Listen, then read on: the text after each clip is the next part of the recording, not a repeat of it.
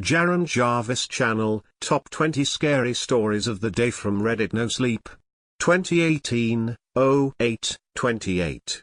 Story 1, Life's tough when your best friend is a serial killer. Life's tough when your best friend is a serial killer. Tom and I started hanging out when we were in kindergarten. By all rights, we shouldn't have become friends. He came from a rough family, with an alcoholic mother and an absent father. I came from a strict, but loving, and overprotective family. Still, once we started playing together, we just couldn't stop. Nobody cared much at first, not even my own family. But as we got older and hit upper elementary, we became inseparable. That's when my parents began to worry.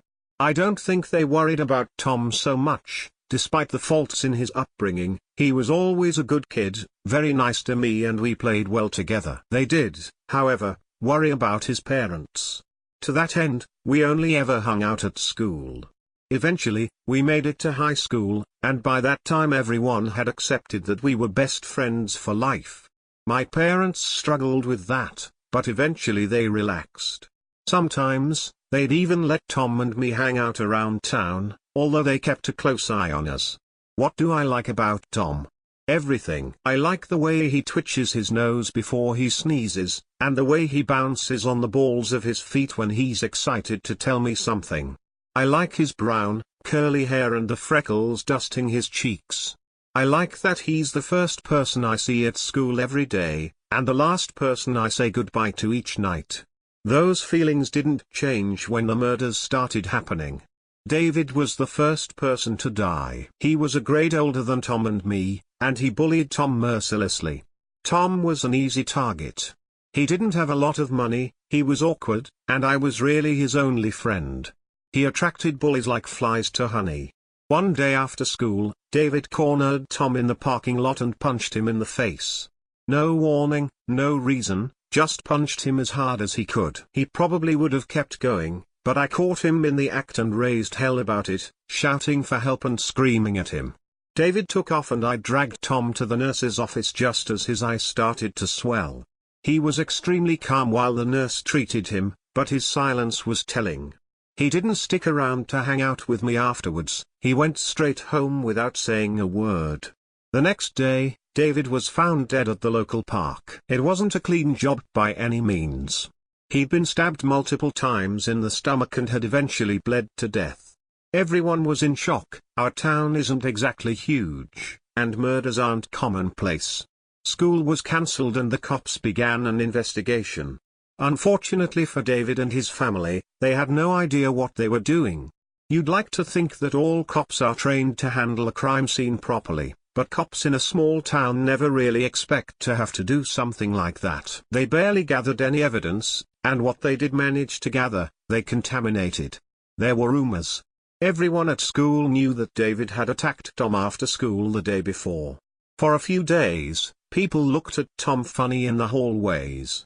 But David was a well-known bully, and Tom was far from the only kid that he harassed.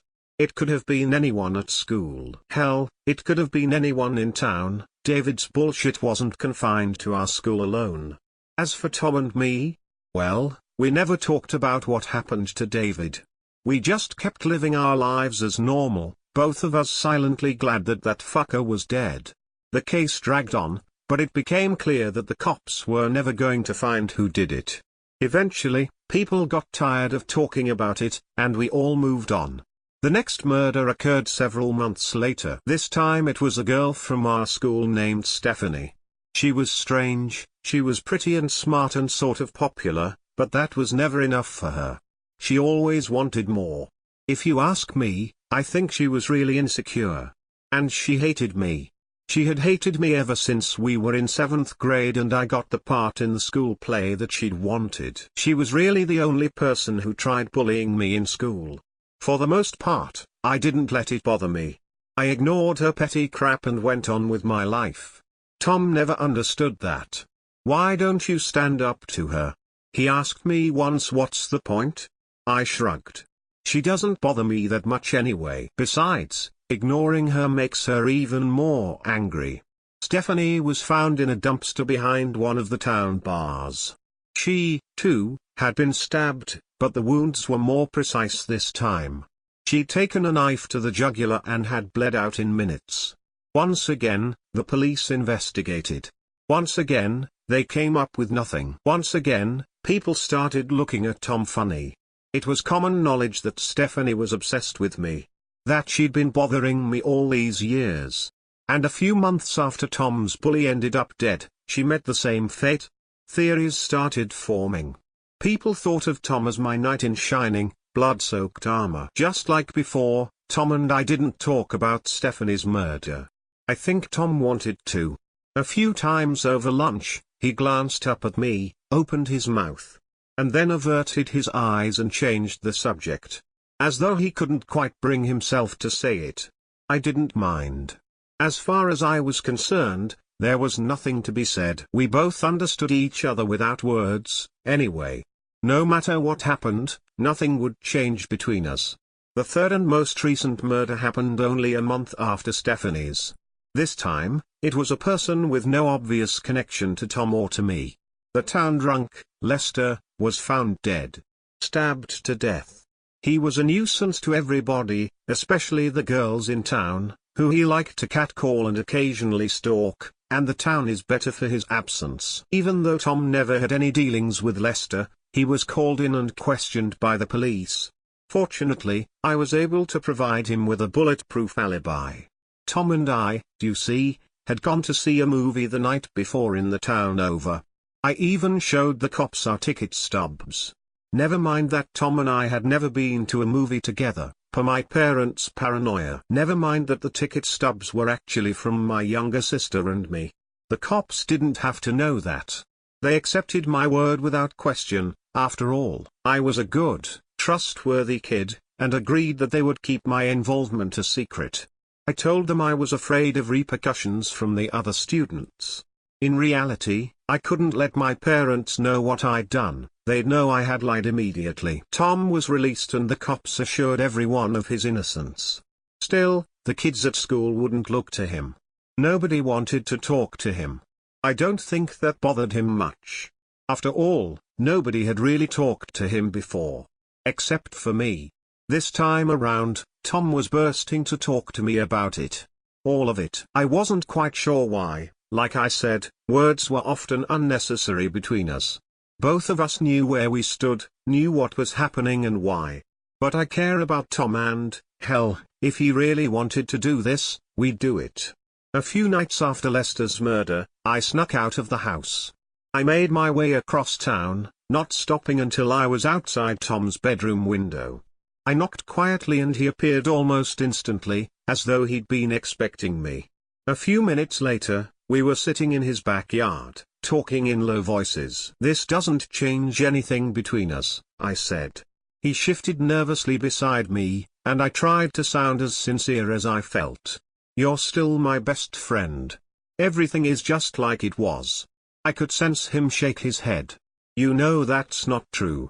Things can't go on like this for much longer." I bristled. "Why not? The cops here have no idea what they're doing, they'll never figure it out. People can talk all they want, without evidence, they can't do shit." He sighed. "People will figure it out. Eventually, something will slip through the cracks, and it'll be all over." We sat in silence for a few moments. I hated it, but he was right. Finally, I answered him. "Fine. You've made your point. I'll be more careful next time." "Next time?" he said, disapproval clear in his voice. "I mean if there's a next time," I amended. "If people leave us alone, there'll be no need for it. You don't have to protect me," he said. "I know. But I'm going to anyway." At that, I stood up. "I better get home before my parents figure out I'm gone. See you at school tomorrow?" "Sounds good." Tom climbed back in his bedroom window, then turned back to me and whispered, "Don't forget what you said." I rolled my eyes. "I won't, I promise. You worry too much." He closed his window and I started the long walk back home, my right hand in my pocket, tracing the sharp edge of my favorite knife. Life's tough when your best friend's a serial killer.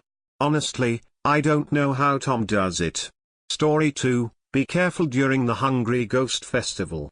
Please. It's that time of the year again. A month long of ashes flying all over the place. A month long of obnoxiously loud getters singers bawling whistle register notes at the top of their lungs till 10 p.m. every night. A month long of the odor of burning hell money and jasmine-scented joss sticks infusing the country. Yep. Those who observe the Hungry Ghost Festival will know what I mean. Personally, I don't observe the Hungry Ghost Festival, because I don't believe in ghosts and such. A short introduction of the Hungry Ghost Festival to those who don't know: it takes place during the whole of the Chinese 7th month. People believe that the gates of hell will open, and then the spirits are released to wander around for a month. Normally, people will leave food offerings out for these ghosts to appease them, usually on the side of pavements or roads, so that they don't drag the live people down into hell with them when they return. People will also burn hell money, which is basically just paper that will turn into currency for the ghosts to use in the underworld. How much hell money you burn for your ancestors is sort of a measure of how filial you are. Another version I heard from my friend is that these ghosts are people who had been uncared and unprovided for when they were alive, and so these food offerings are to provide for them and appease them, so that they do not disturb the living. It's considered taboo to step on any of the offerings or hell money ashes left on the roadside. People say that if you do accidentally step on any of those, just apologize and move on, or you will fall sick, or get possessed, or something. Even though I don't believe I will get harmed, I still tend to avoid stepping on anything in order not to seem disrespectful. To date, I do not remember ever having stepped on any offerings, joss sticks or ashes. Anyway, story time. This just happened last week. I was walking with my sister to a nearby shopping mall. There were two ways to get there. One way was through a hawker center. Look it up, it's a must to visit one of these and try the food if you ever come to Singapore. The other way was through an open parking area. Normally we walk through the hawker center because it's nearer. But during the Hungry Ghost Festival, most of the hawkers will set up little shrines in their stalls, plus one big collective one just outside. As a result, the collective fumes of the joss sticks are almost unbearable for both my sister and I, who have sensitive respiratory tracts. And so, to avoid lung destruction or death by suffocation, we took the other path, through the open parking area. Nice, cleaner. Since there were cars driving around looking for parking lots, we stuck to the pavement. It was an uneven one, with plenty of loose bricks and cracked tiles which the government somehow never replaced, but years of living here had taught us never to lose our footing. We could easily navigate the pavement with our eyes closed. Then my sister suggested an idea. Let's see who manages to walk the longest distance on the pavement edge without falling off, she said. It was one of our favorite childhood games. I had always done this just for fun as a child, way before we were taught how to use balancing beams in gym. My mom wasn't thrilled at an unstable 4-year-old being allowed to wobble on the rough cement edge of a pavement, but my grandpa encouraged it. He said it helped to hone my balance skills. Anyway, I digress. I quickly agreed, and we started. I went slow at first, putting one foot in front of the other cautiously. I certainly didn't want to trip and fall on those loose bricks. But then I turned around and saw my sister behind me, quickly catching up to me. "You suck," she taunted. "Why are you going so slow?" "Hey, this isn't a race," I argued. "It's a matter of..." She didn't let me finish. "You suck, you suck, you suck," she chanted in a sing-song voice, and started moving faster and faster towards me.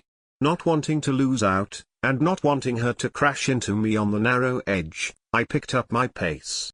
Laughing and teasing each other, we half ran about 3/4 of the length of the pavement. Then it happened, as I knew it would. In an effort not to bump into me, she had tried to halt her footsteps, but somehow failed. Then she had tried to widen her stance, but her ankle hit a loose brick that was sticking up from the ground. Arms flailing wildly, she descended not so gracefully upon the rough, merciless cement waiting for her. My first response was to gloat and tease. "Who's the sucker now?" I yelled in my excitement, doubling over with laughter. "Get up and stop being so stupid. I have a plaster in my bag, I think." She stood up slowly, and the first thing I noticed wasn't her skinned knee, nor was it a slight graze upon her elbow, but a huge patch of mashed up wat ku, a sort of steamed Chinese cupcake, on her butt, which she immediately started brushing off. My eyes went wide. "You fell on an offering," I gasped, slightly horrified. Broken joss sticks lay strewn all over, crushed by her weight. Cake lay mashed up into the ground, mingled with the molten wax from the candles that are so hard to remove when the offerings are over. A dismal-looking shutao, a kind of peach-shaped bun usually eaten during birthdays, to represent long life for the birthday person, lay hunched up in the corner where the pavement and the road met, entirely squashed up with the filling more outside than inside. Luckily the candles had already been snuffed out by the wind, so my sister did not sustain any burn injuries. We were at a loss on what to do. On one hand, we didn't believe in ghosts, and so we weren't frightened by the prospect of possession or whatever. On the other hand, a few passers-by had already seen her fall, and we didn't want to seem disrespectful. Should we clean up the mess? Should we apologize? If so, to whom? The people, or the spirits? To the devotee who put these things out? If so, who and where was he? These questions flashed through my mind in a split second, and then, not knowing what else to do, I grabbed my sister and ran as if my life depended on it.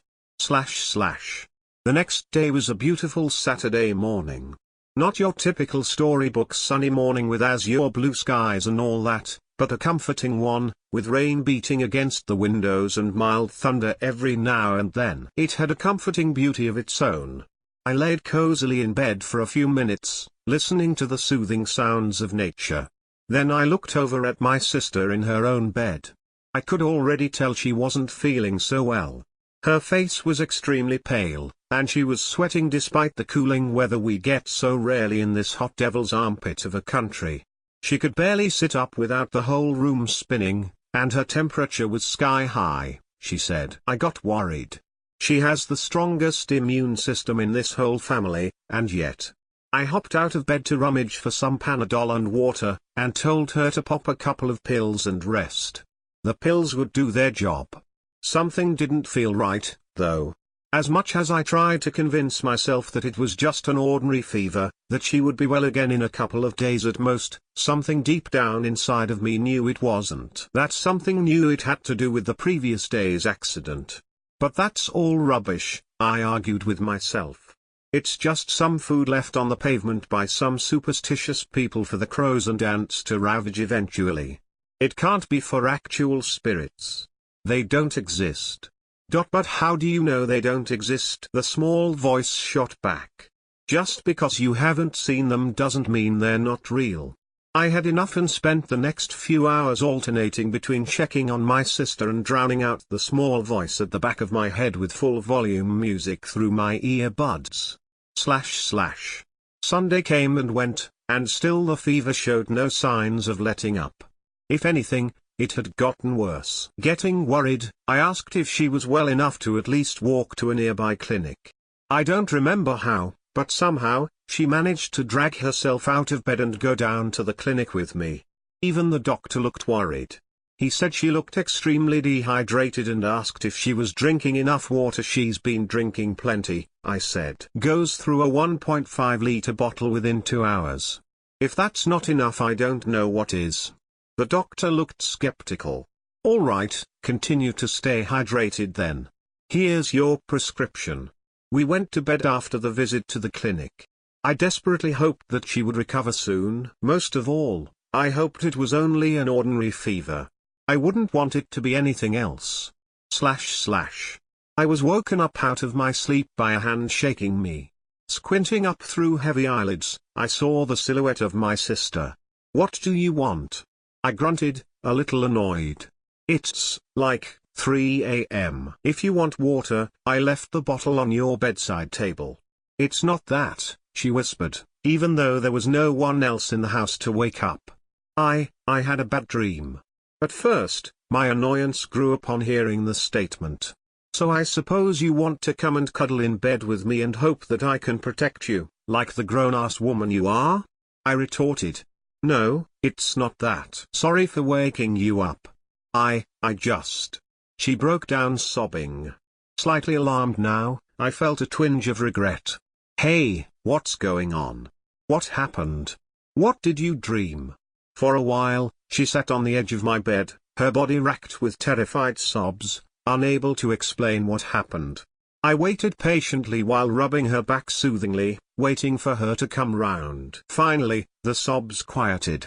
She shifted position to make herself more comfortable, and started recounting her ordeal. I was in a cave, she began. I was with an exploring team, checking out the caves in a mountain. We'd just stumbled upon a huge one, with many bats hanging from the ceiling. We were discussing the possibility of setting up camp inside there. All of a sudden, a couple appears at the mouth of the cave.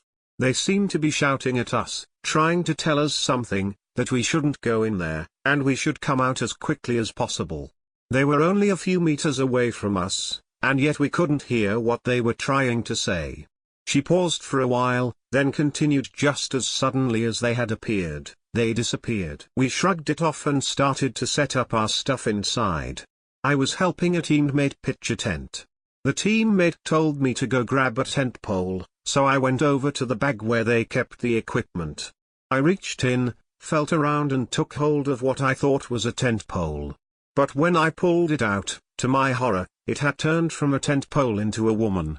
The same woman from the couple just now. Instead of looking like a normal person as she did just now, she had become this. Here she broke down again, struggling to put into words the horror of what she had seen. She was a demon woman, my sister said eventually. I didn't want to probe further.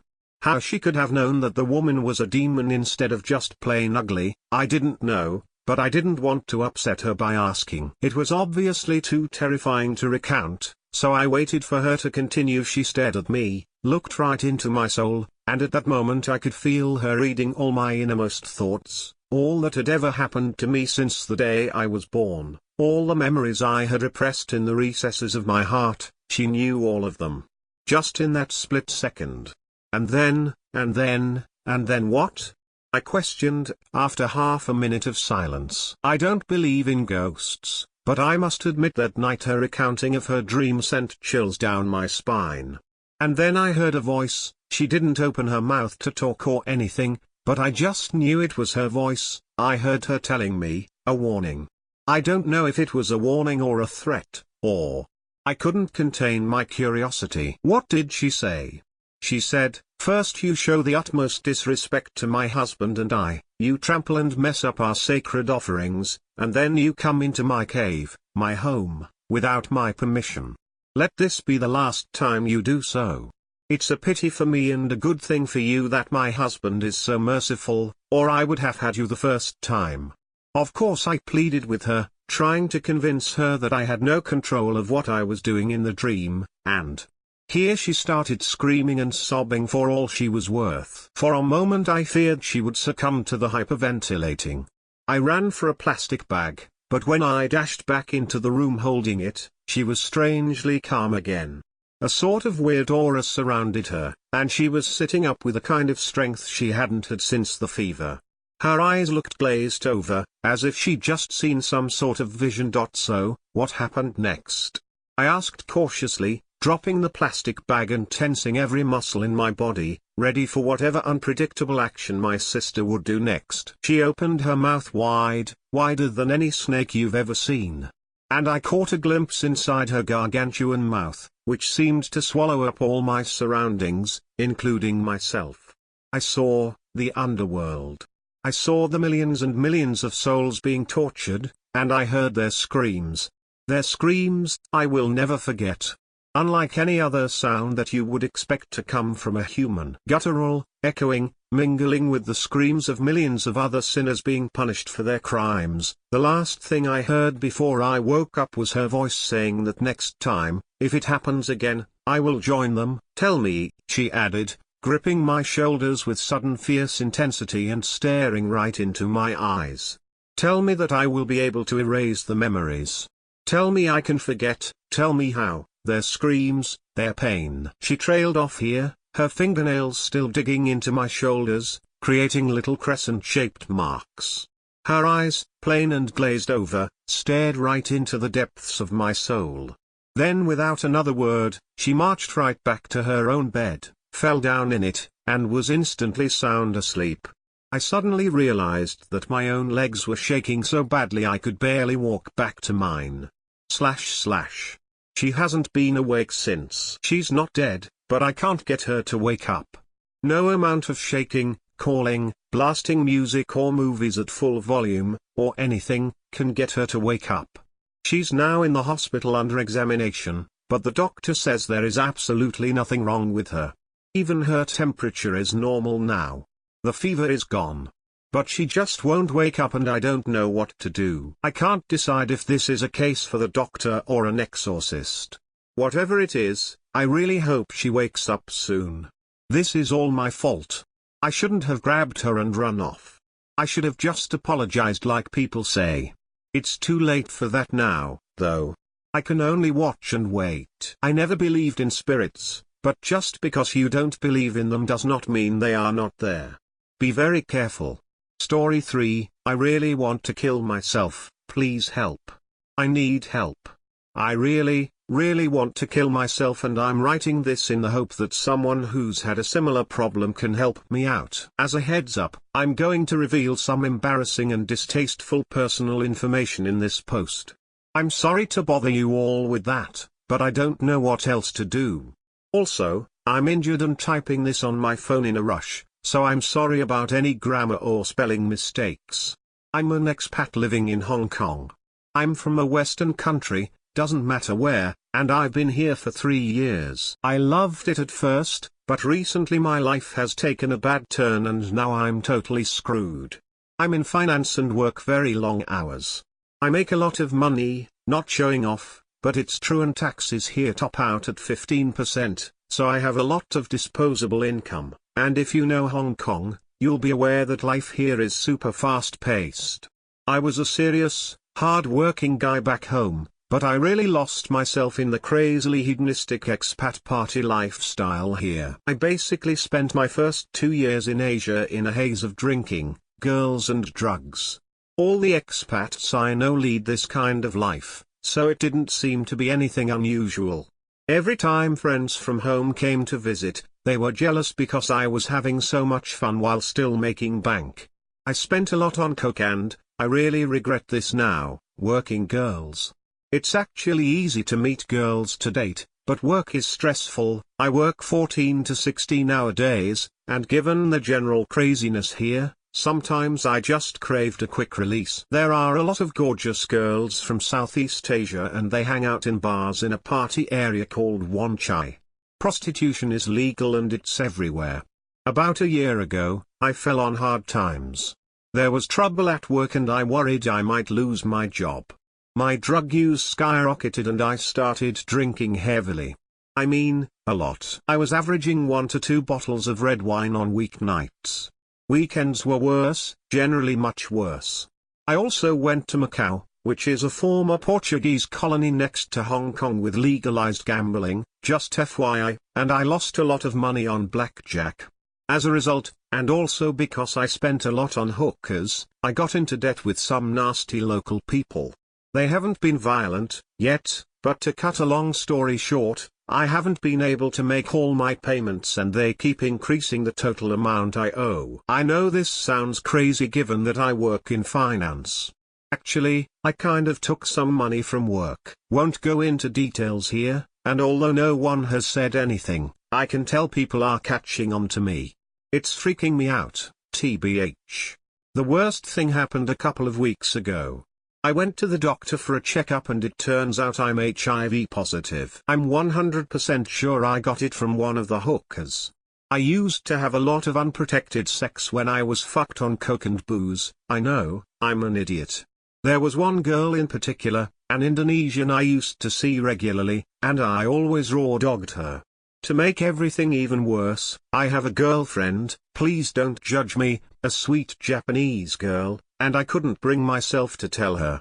She'd been sick a lot recently, weird flu-like illnesses with swollen lymph nodes. Her doctor said he didn't understand what was wrong with her and I was terrified I might have infected her.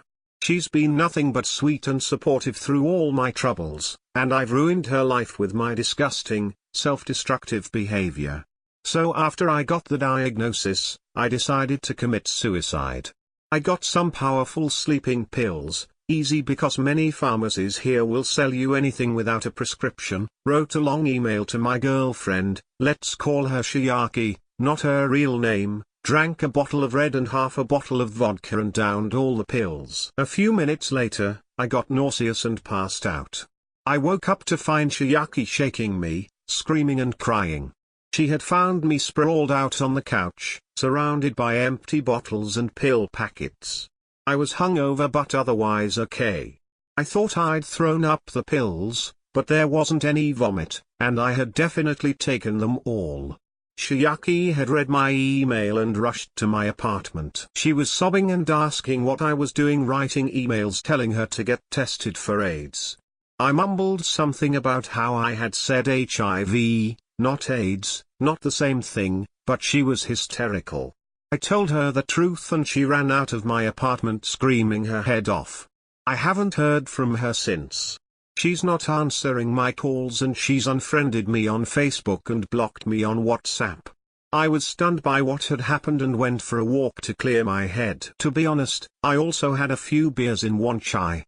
When I came back, I found that someone had smeared glue all over the lock to my front door. I'm pretty sure it was a warning from the loan sharks. I had to get someone to break open the door for me. The security guys in the building wanted to call the police. It took me a long time to convince them to drop it.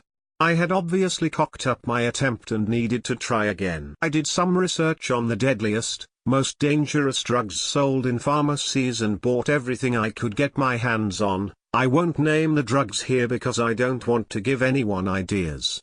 I took them all at the same time, without alcohol, and waited. Nothing happened. I know this sounds crazy, but I just sat on my couch like an idiot, waiting for the drugs to knock me out, and they didn't. I know this makes no sense as coke and booze still get me high, but all that poison had no effect. The next thing I tried was to hang myself. I got a strong, thick rope, googled how to make a hangman's knot, the kind that will break your neck, and installed a very sturdy hook in my living room ceiling. I attached the rope, put the noose around my neck and jumped off a chair.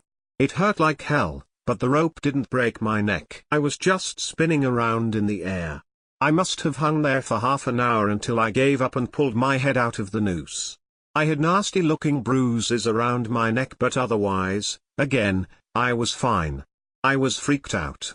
Obviously I was too stupid to kill myself, so the next day I filled my jacuzzi with hot water, clambered inside and drank a bottle of Lafroy whiskey.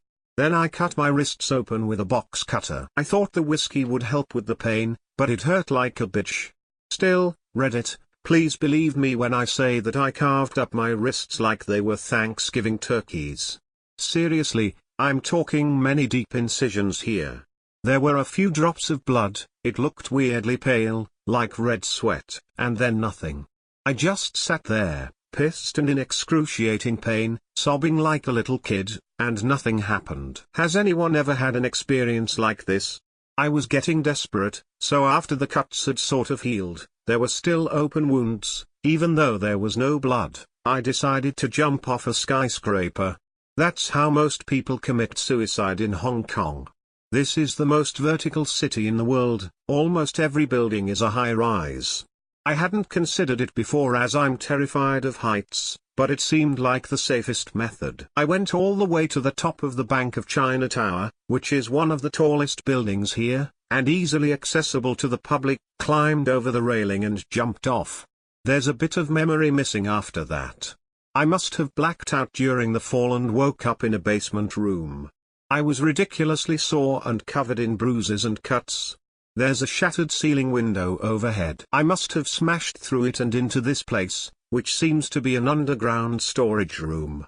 The concrete floor is actually cracked from my impact in the place where I woke up.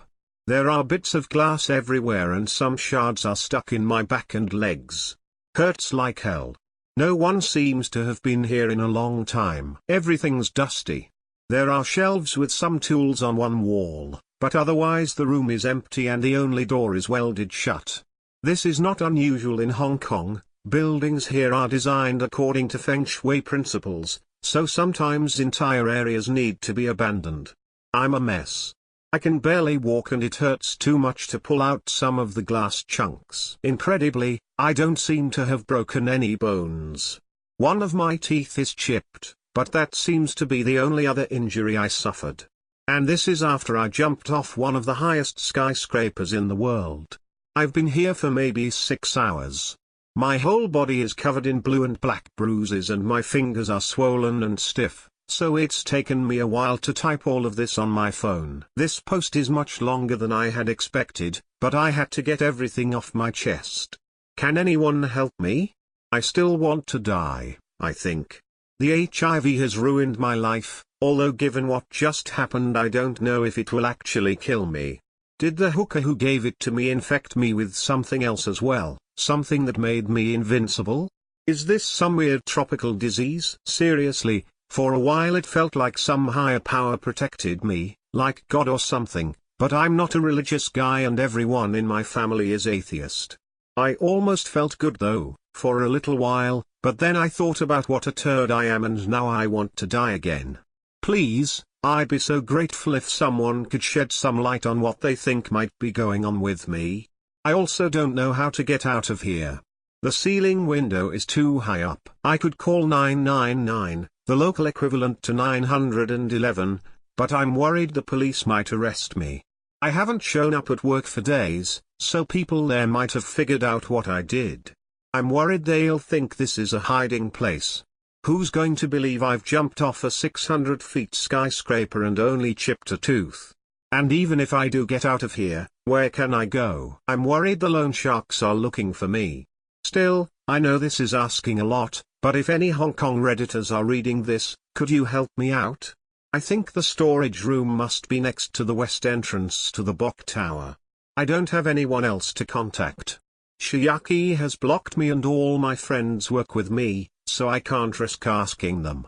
And please, if anyone has any ideas about why I haven't been able to do myself in, let me know. I really don't know what to do next. Not sure if dehydration can kill me. There are some tools here, including a massive claw hammer.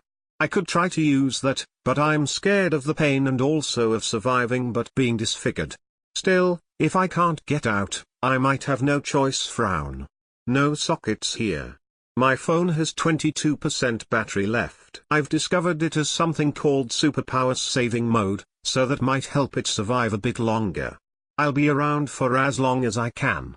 If I don't answer, it means I've run out of battery. I might switch the phone off now and then back on in a few hours to see if anyone answers with any suggestions how I can get out. I'll also update this post if I ever get out of here, but to be honest, I hope I'll figure out a way to end it here. I don't want to go on. Story 4, I am a night shift EMT medic, and I have a story to tell. This could be a potential series in the future but I choose not to tag this as that. Long time lurker, first time writer, I hope you will seek kindness in retort of my words through this ordeal that has taken me over 6 years to pull the plug and say fuck this shit. First off, let me introduce myself. I am M. I graduated top of my class back in the day, and have striven for perfection in everything I do. Yes, I am an asshole, and I am an internet troll/gamer as well. But when it comes to the life of another human being, I have always put myself before others, which is basically the #1 rule of EMS is. Scene safety, EA, you go home before them. I am clearly not right in the head going into this profession. I don't think anyone truly is once you see what I've seen. I originally got into this profession strictly as a scapegoat for the apocalypse, so to speak, to at least have a certain skill set that would make me an asset to whatever community, or gang, I came across when the SHTF. But, once I started studying medicine and learning just why people develop symptoms the way they do in unknown origins, it just intrigued me. Healthcare is literally a Rubik's Cube. Someone comes up with a combination of I am fucked, and you have to figure out the solution. Well, at least on the ambulance, we just had to intubate, IO, or pump some chests. There is no greater feeling than stuffing a nasal down someone's nose that is drunk faking a heart attack. It is way better than Narcan. They can pretend all they want, but when you have a 4-inch tube forced up your nose, they tend to quit faking and wake up immediately, and that was where I came in. My specialty was calling bullshit on most people. In reality, an ambulance is nothing more than the Great White Taxi, nothing but a free ride to the ER back, unless we call your BS and send your ass back to triage in the front. We are a level 2 trauma center, and that means the real shit we come across goes straight to the metro halfway down or up the map. 90% of our nights are mostly routines, taking Meow back to the nursing home or transporting bariatrics to dialysis. But, once in a blue moon or so, we get called to some actually grit your teeth trauma shit. You know, the entire reason we went to school for in the first place. And I kid you not, we get our fair share of bullshit calls like Medic 31, respond code 3 to 456 Fuckhaven Drive, for a possible Sasquatch attack, dude was drunk and got bit by his dog, or Medic 52, respond to 123 Hillbilly Lane for possible demon possession, 16 years old female drunk and high came in after her curfew with Catholic parents. So, as you can see, we always get our form of entertainment each night, just in different ways. One run that stuck with me for so long and still to this day I cannot, nor anyone else, explain this, and everyone at the station thought I was batshit, until the news came out the next day. We responded to this call one night at about 3 a.m. Medic 32, we have a code 3 MVC requesting assistance at the corner of Highway 91 and 420, multiple fatalities, and possible an airlift with the heli. We need you for backup to assess and assist. Fucking right on, was the first response out of me. I clearly did not know what I was about to get into. So after about a 10-minute drive with lights and sirens we get on the scene. Leo, and fire was already there, as was the primary ambulance in that county that we had to go assist, about 20 miles away. Yes, I drive 90 to 100 in a 50. So the initial scenario was a drunk driver accidentally crossed the highway instead of turning on his side, he drove over and into oncoming traffic. A family of 3 was coming down the other lane opposite of him speeding to Lake Shirt. They were both driving in excess of 70 miles per hour each when they collided with each other. The drunk driver, not wearing his seatbelt, was immediately ejected through the windshield and killed instantly. Fucker had his eyes wide open and a smile on his face on the pavement. The other vehicle, the driver was killed by the airbag broken neck. The front passenger died from blunt force trauma to the head for not wearing a seat belt and slamming his head on the dash, and the backseat guy, brother of the driver, we actually had to medvac with several contusions and lacerations. He actually had an avulsion of the forehead and was basically scalped, and every time he wiggled his eyebrows the skin would slide open more so you could see his skull. NSFW BTW, flash forward. He bled out and died mid-flight. So after the initial assessment, I was gathering some info. I heard a very shallow and tart plea, help me. So after we extricated the female, which it was obvious she died from a broken neck hitting the airbag so hard, news flash people. Airbags kill you deader than shit. I turned my ears toward the sound of the pleas. It was coming from the back seat. While the EMRs were bagging and tagging the female, I chose to investigate. It was a little girl, maybe 8 years old, lying in the floorboard of the vehicle. Apparently she wasn't wearing a seat belt and reached down, dropping her Bible right before they collided with each other. So I thought. She kept on asking me, "Mister, can you help me? I'm stuck." I said, "Honey, we are doing the best we can do right now. You have been in something very bad and we are trying to fix it." "Is that your daddy up there in the front?" "No, that is Larry, Mama's husband. He's my stepfather. Daddy is with me now." I said, "Okay baby, we are going to get what we need to get you out. Are you hurting anywhere?" "Yes sir, my arm, and my bottom, and I can't breathe." She started crying. I said, "Okay sugar, I need you to be really calm for me right now. We are going to get you out, but can you tell me the last game you played today?" "Yes sir. We played hide and seek. I hid in the swimming pool and he just found me. Okay baby, we are going to take you to the hospital to get you checked out. Is that your mommy in the front? Yes. Is she still here? Yes honey, she is still here with you. Okay, I will see here later. Okay sweetie, I am going to go get some help to get you out of there, okay? Okay, I will see you soon. At that moment I ran frantically to the other ambulance and the EMRs yelling OMFG, there is a little girl in the floorboard of the back seat that we missed. They all looked at me like I was retarded. Dude, you gotta come, I need help now. My medic partner quietly told me. Dude, there were only 3 in that vehicle, it's been clean bullshit, I just talked to her. Dude, you been up too long man. Get in the bus and let us handle the rest. But, there was a fucking gear, let us handle this. So I got back in and we transported no one. The third person that was going to fly out died from severe trauma. The next day on the news reported that an 8-year-old girl drowned in her backyard swimming pool. Her father also passed away when he found her and dove in to save her and got sucked into the bottom drain and drowned as well. To this day I do not know WTF happened with this. I have a few more fucked up stories and might make a series of this. I don't know yet. Some things I would like to forget tbh. One thing that fucked me up the most about this is she said I will see you soon. I hope to see your replies tomorrow when or if I wake up. Story 5, 12 children. It begins with the click and whir of a tape being played. Light buzzing for a moment. Finally, a young woman's voice speaks up. This is Dr. Tiffany Abshire with the Children's Emergency Unit. It is currently 4:27 p.m. on August 2nd. This will serve as a personal log under these extreme circumstances, rather than typing it out. Only an hour ago, this department received a call from emergency services with warning that they would be bringing in a rather large number of children. We weren't given much information beyond that. Our staff prepared the entire emergency wing, transferring less serious cases up to another floor of the hospital.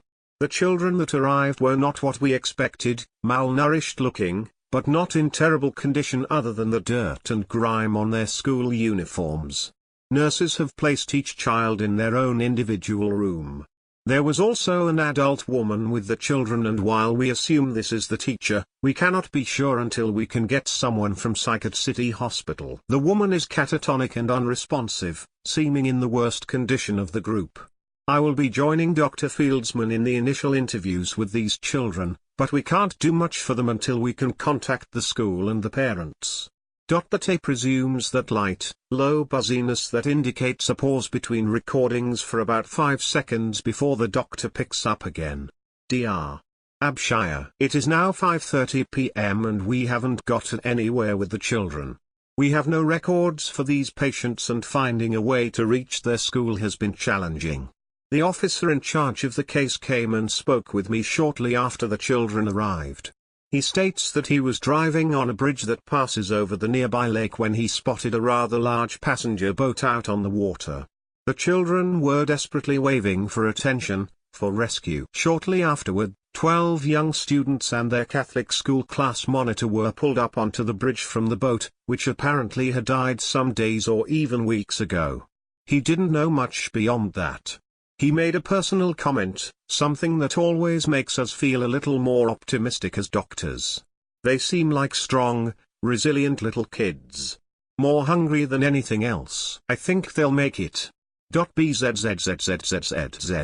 Dr. Abshire. 6:30 p.m. Dr. Fieldsman and I did a short round, just getting names and making sure the children were in stable condition. They all are in generally brave spirits. I don't think I've heard a single child cry for their parent. It's almost a little odd, but it has left our staff feeling at least optimistic about their overall health. As for everything else, well, we're having a hard time identifying these children. No parents or local schools have reported children missing. The police are doing a nationwide search, but it will take a while. For now, Dr. Fieldsman and I are waiting for the green light to treat the children anyway. They could all use an IV drip to get their hydration levels back. I've also sent one of Fieldsman's techs to the cafeteria to bring back snacks for the children. BZZZZZ. This is Dr. Abshire and it is 7:43 p.m. We got the go-ahead to treat the children at around 7. Fieldsman and I went around and explained to the children to the best of our ability, something we're not really used to as we normally deal mainly with the parent. It was surprisingly easy, though most of them didn't seem to mind, still more concerned with when they'd be given dinner. On a personal note, I felt a little horrible when they brought up food. We've been so concerned with identifying them even though feeding them would greatly improve their treatment. Strangely enough, though, Fieldsman's tech came back and passed out tiny bags of chips and cookies to the patients. They remained untouched when we did another round to check on their progress. As for their monitor, she still hasn't spoken. Someone is on their way from psych and will hopefully be giving her the help she needs soon. BZZZZZZ. Dr. Abshire. 8:19 p.m. Things have taken quite the turn as the children and monitor both have become incredibly agitated over the past some 30 minutes. She still won't speak, but the children are demanding food. We've reassured them that the hospital serves dinner soon and they'll be fed, but being children, they've become very impatient. It's understandable, but a few have already gone to the extreme of ripping out their ribs in anger. Psych sends someone, but being the oh-so-fantastic group of doctors they are, they could only come up with someone who can sedate their monitor. I guess they hope calming her down would bring her lucidity back. BZZZZZZZZZ. Dr. Abshire. 8:40 p.m. The children were served dinner and all finally seemed quiet for about 3 minutes before trays of grilled cheese and tomato soup came flying from doors. One of the nurses that was in one of the rooms could be heard loudly chastising a child before we heard a large smack and cry of surprise. The nurse sprinted from the room in tears and shouted that the child had punched her before running off to the restroom to likely cry. From there came the sound of shouting from all 12 patient rooms. The children have protested that what they were given was not food, but we're not sure what they mean by that. Dr. Haim clocked in around this time and organized a team of nurses and techs, which will attempt to calm the children, or at least prevent them from causing harm to themselves or others. Haim says that if needed be, she isn't afraid to sedate them. BZZZZZZ. Abshire. One of the children just bit a tech in his throat. He's not severely injured but he'll need to be moved to City Main for it anyway. I personally tried to talk to their monitor afterward. I got a first name, Amelia. Other than that though, the sedatives have her incoherent and unhelpful, although not for lack of trying. She mumbled and babbled and even tried to get out of the bed. Her assigned nurse settled her down and nearly as soon as her attention dropped, so did her consciousness. Dr. Haim just put in a request to sedate all of the children to prevent further harm to any staff. Additionally, the nationwide search for a possible missing class of children has shockingly turned up nothing. It's quite puzzling. We see a lot of unwanted kids come through here over the years, but it doesn't seem plausible that a whole class of private school children would be so unloved that they weren't reported missing. BZZZZZZZ. This is Dr. Abshire and the time is 10:30 p.m. Normally, I'd be going home right around now. I just can't leave when I'm needed on a case so honestly baffling. I don't think I could sleep if I tried anyway. These kids have just gotten stranger and more aggressive. Chief of Medicine has refused to approve any sedatives, so we are pretty much all hands on deck down here. Fearing for the safety of our staff after 2 more techs were hit/bitten, we've pulled them from the rooms and have had no choice but to lock the children in until we can find space for them in safer quarters, the psych wing. Until then, our staff hasn't much to do besides deal with other patients and watch the children through the tiny window of each door. BZZZZZZZZ. Dr. Abshire. Staff is becoming increasingly worried as the children have turned their destructive, angry behavior onto themselves. Hitting, biting, scratching, throwing themselves into walls. Painting with their blood. Just screaming. Many of our techs and nurses have left, too afraid to deal with the situation any further. Fieldsman tried to slip out as well but Haim stopped him with a swift slap in the face, accusing him of losing his compassion for sick children. I'm not sure what we're going to do next, but the voice on the tape trails off, but the soft buzz didn't resume. Dr. Abshire's breathing can even still be heard as her attention is pulled away from the recorder, and to something else. Is that Amelia? Amelia?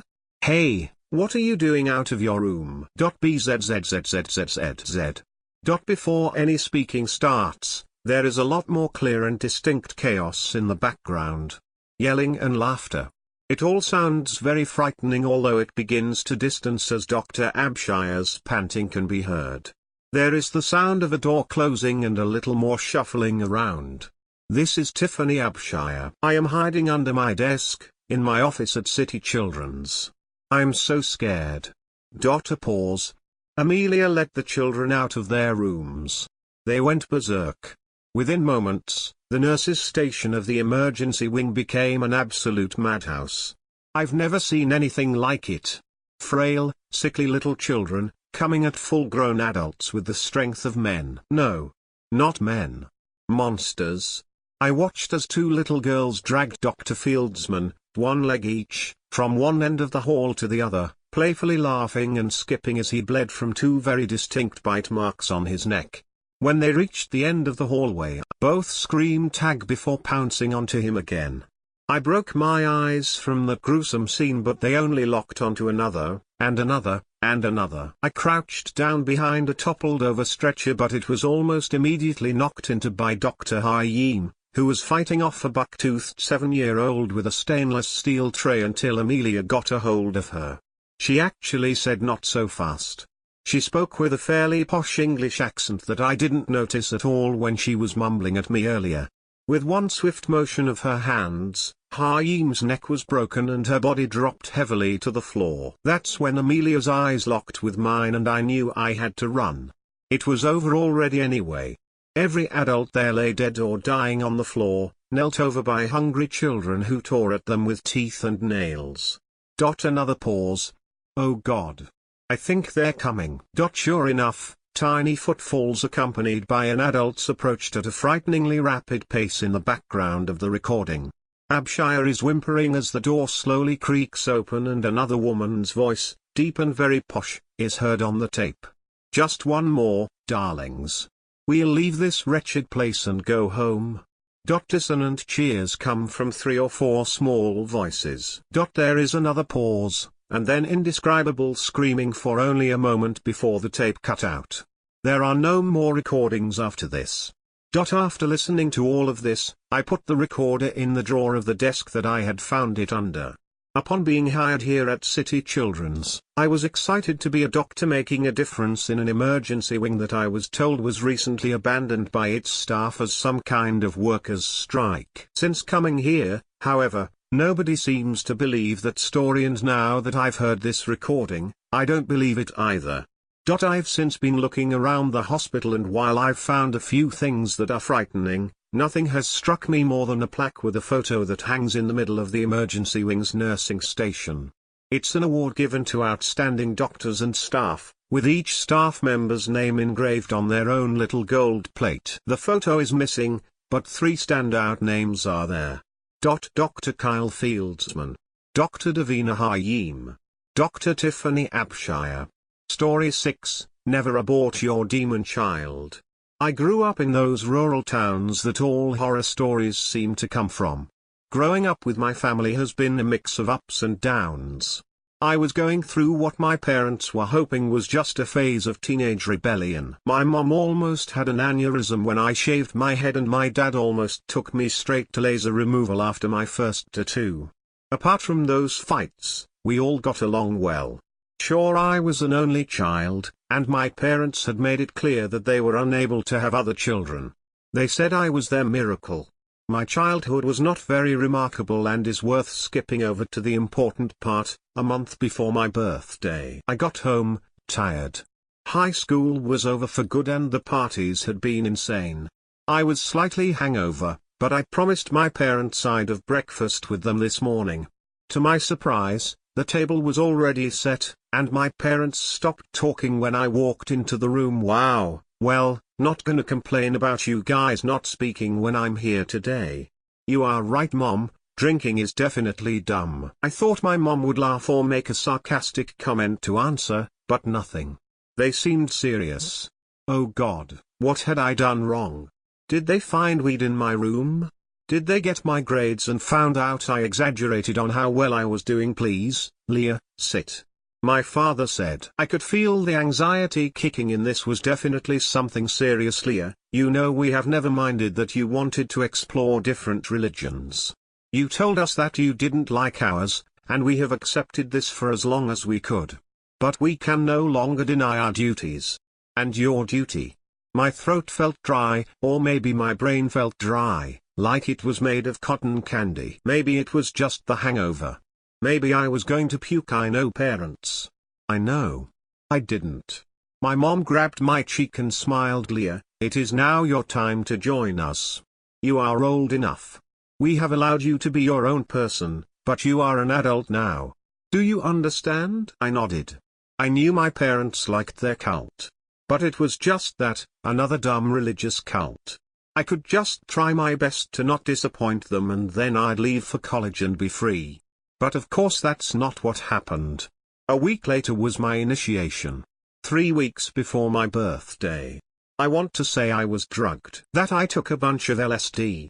That everything that happened could be attributed to hallucinations, but that would just be my ingrained denial. My mom had put my robes on my bed. They were white, which seemed weird to me. Theirs were always purple and black, but I'm not the cult expert here. I dressed and my mom blindfolded me. She guided me somewhere that wasn't far from my house, which made me believe the blindfold was only part of the ritual. When she untied the blindfold, we were just behind my house in the shed. There were 3 chairs. 2 behind and 1 front and center. My dad was sitting to the left and my mom was now making her way to the right. 1. She gestured for me to sit down at the center. I sit down, and felt almost silly in my panic. It was going to be okay. My parents were just crazy. But it didn't take long for shit to start happening. Suddenly I saw us sitting in front of us. No. It wasn't us. There was someone on my dad's chair, and someone on my mom's chair. The one in the middle, where I was sitting, was empty. I wanted to scream. This was too much. This was too much. I stood up. Mom. Mom. I wanted to stop. Please.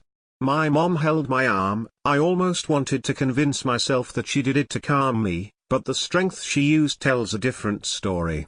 Tears were now falling from my eyes. My dad grabbed my other arm, and in a weird procession we advanced to the empty chair. My body was telling me that I should not sit there. I was now fighting. There were strange high-pitched sounds. Were they just my screams? The second I touched the chair I felt attached to it. I almost wanted to try to rip the skin off so I could get out. Wait. Nothingness. A voice. God said unto man, you shall be fruitful and multiply. And man said unto God, we do not think that is enough, we renounce you, and may the new God enter the world. I'm not a stranger to sexual abuse, but this wasn't just my body being raped, it was my mind, my essence of being. Maybe I was being burnt alive. Or maybe I had somehow ended up in hell. And then I stopped existing. Gone. Maybe I did die. Where was my body? It felt like waking up from a dream, but it had not been a dream. I was back in reality. Or whatever my version of reality now is. I was sitting in the chair, my dad was sitting in his, and my mom in hers. I was trying to calm my breathing. My parents sat up and left. I was left alone, in that chair. I cried. I tried to ignore it happened. That night I left my parents' house. I stayed at my best friend's for until my 18th birthday. After that, my friend started talking about me leaving, but I begged her to let me stay. Maybe the look in my eyes made her understand that I had to stay. She allowed it, but I started paying rent, and got a summer job. I could do it, just work the summer away. I was caught up thinking about all this when I noticed I hadn't gotten my period in a while. A long while. I wasn't really worried about being pregnant, I hadn't had sex with anyone in forever, but maybe I was having problems with my diet. My friend jokingly bought a pregnancy test, and that's when a chill went down my spine. No. Right? I grabbed it. You can guess what the result was. I immediately went to get an abortion. I was 10 weeks pregnant. That means that the pill process isn't as simple. First I took a pill that made me feel awful, had to return the next day. Then they put 2 pills inside your vagina, and after a while the contractions begin. It might take more doses. I don't know. I passed out. I was woken up by what I can only imagine is the worst feeling on earth. It was a mix of period cramps with something much, much worse. Something was trying to rip me open. That thing, that demon, was crawling back up inside of me, finally stopping once it found its spot. The doctors and nurses around me were dead. If you found this because you have the same problem I do, then I just want to warn you, abortion won't work for those leeching fucks. I'm going to save the world. I'm going to kill myself. I really wanted to go to college. Story 7, Infant. He was perfect. A beautiful baby boy. After years of trying IVF unsuccessfully, I had resigned myself to a life as childless as my womb that could never carry a fetus full term. But here I was with the most beautiful baby in my arms. Fast asleep, he was so tiny with perfect little blonde curls. He weighed nothing, felt no different to holding my cat on my lap. The day we finally adopted him had come, after months of interviews and paperwork, background checks and visits to our home. The day was finally here. You had been found outside the hospital in cardboard box. Still covered in afterbirth, with your umbilical cord cut roughly and tied, they presume by hand. Wrapped in a blanket and put in a box and left outside the emergency entrance at 4 a.m. It had been almost an hour before someone found you. You were blue and very close to freezing to death on that September night.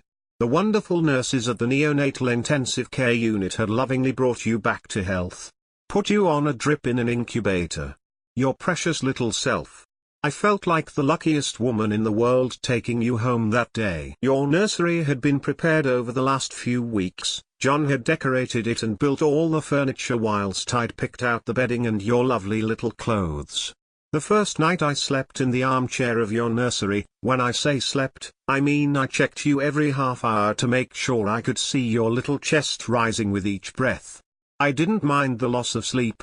I wanted to be there for you if you woke. John was every bit as thrilled. We took you for a walk in your stroller, down to the park. Everything was so perfect in our family now you were here. Days and weeks flew by and you were perfect. Slept all night and awake cooing away during the day. John went back to work after his 2 weeks paternity leave, so it was just you and I. I joined play groups and mothers meetups. We went to baby sessions at the swimming pool. Life was everything I had ever wanted it to be. But then things started to change. I got back from a lunch with some of the other new mums that had befriended me at the swimming pool. Backing the stroller up over the doorstep and into the house, I noticed an envelope with no writing on it on the doormat. I opened it as I hung up my coat. Inside was a folded piece of paper. I opened it up and it simply said, written in black biro, "We want him back." My heart froze as I was overcome with anxiety. I rang John and told him. He told me to call the police, who didn't seem to take it so seriously. I called the adoption agency, who told me to just be vigilant but that it was probably just a prank. But I felt uneasy. Even when John got home from work, his burly presence a slight reassurance. At 6 feet tall and 16 stone, he was a formidable man. A mental health support worker, he has wrestled many a psycho to the floor and reassured me that things were safe as he locked up. But still, that night I sat wide awake watching him sleep. Midnight turned to 4 a.m. 4 a.m. to 8 a.m. I made a coffee for myself and John before he headed out to work. He kissed me goodbye, telling me not to worry, but I couldn't help it. I didn't go to the pool. I didn't go to the park. I just sat in the house looking out of the window. The television and radio remained off. I didn't want to not hear if someone tried breaking in. Over the next few days John installed CCTV to put my mind at ease, but I was spiraling down into acute anxiety. John's semi-professional diagnosis. I must get out and get some fresh air. I must walk. You have a mobile phone. Don't worry. His words went in but I didn't really hear them. But I knew in my heart he was speaking the truth. So I wrapped my beautiful boy in his coat and hat and I took him to the park to see the ducks. Did you know they now have signs saying not to give them bread now? I'd spent my life feeding them bread. But then I'd also get my old dog Shep chocolate regularly before learning it was bad for him. I returned home and thankfully there was no letter sat waiting on the doormat as I let myself into the house. Then, my heart literally stopped. Sat at my kitchen table in my house was a small woman with very long dark and unkempt hair. She turned her head to face me, without moving her body. Just turned to look at me. She had the darkest most piercing eyes and in a low whispery voice she said with an accent I think was Spanish. Italian? I come to take my baby back. I don't want trouble. You given no problems. My initial fear gave way to righteous indignant rage. You get out of my fucking house. I scream, pulling my phone from my back and dialing the emergency services. She stands up and takes a step towards me. I push the stroller into the lounge and with the strength of a mother lion protecting her pride I lunge at this intruder. Grabbing her roughly by the shoulders I swing her small frame towards the front door, she hardly resists. As I wrestle with her and wrestle to get the front door open she spins around, her face inches from mine. I try to help you. Give me baby and no problems. I throw her out with all my strength. Slamming the door behind me. I quickly grabbed the phone and made the call I tried to make before. Police, I need the police now. I also called John who left his work and came straight home. The police were there within 10 minutes. John arrived soon after. They both looked around the house going from room to room and checking windows and doors for signs of break-in. One of the officers asked if he could look at the CCTV so they could get some images of the crazy bitch. John put it on his laptop and began rewinding through the footage from the cameras that covered the entire outside perimeter. He scanned back through several times. But there was nothing, no person in the vicinity of the house all day long.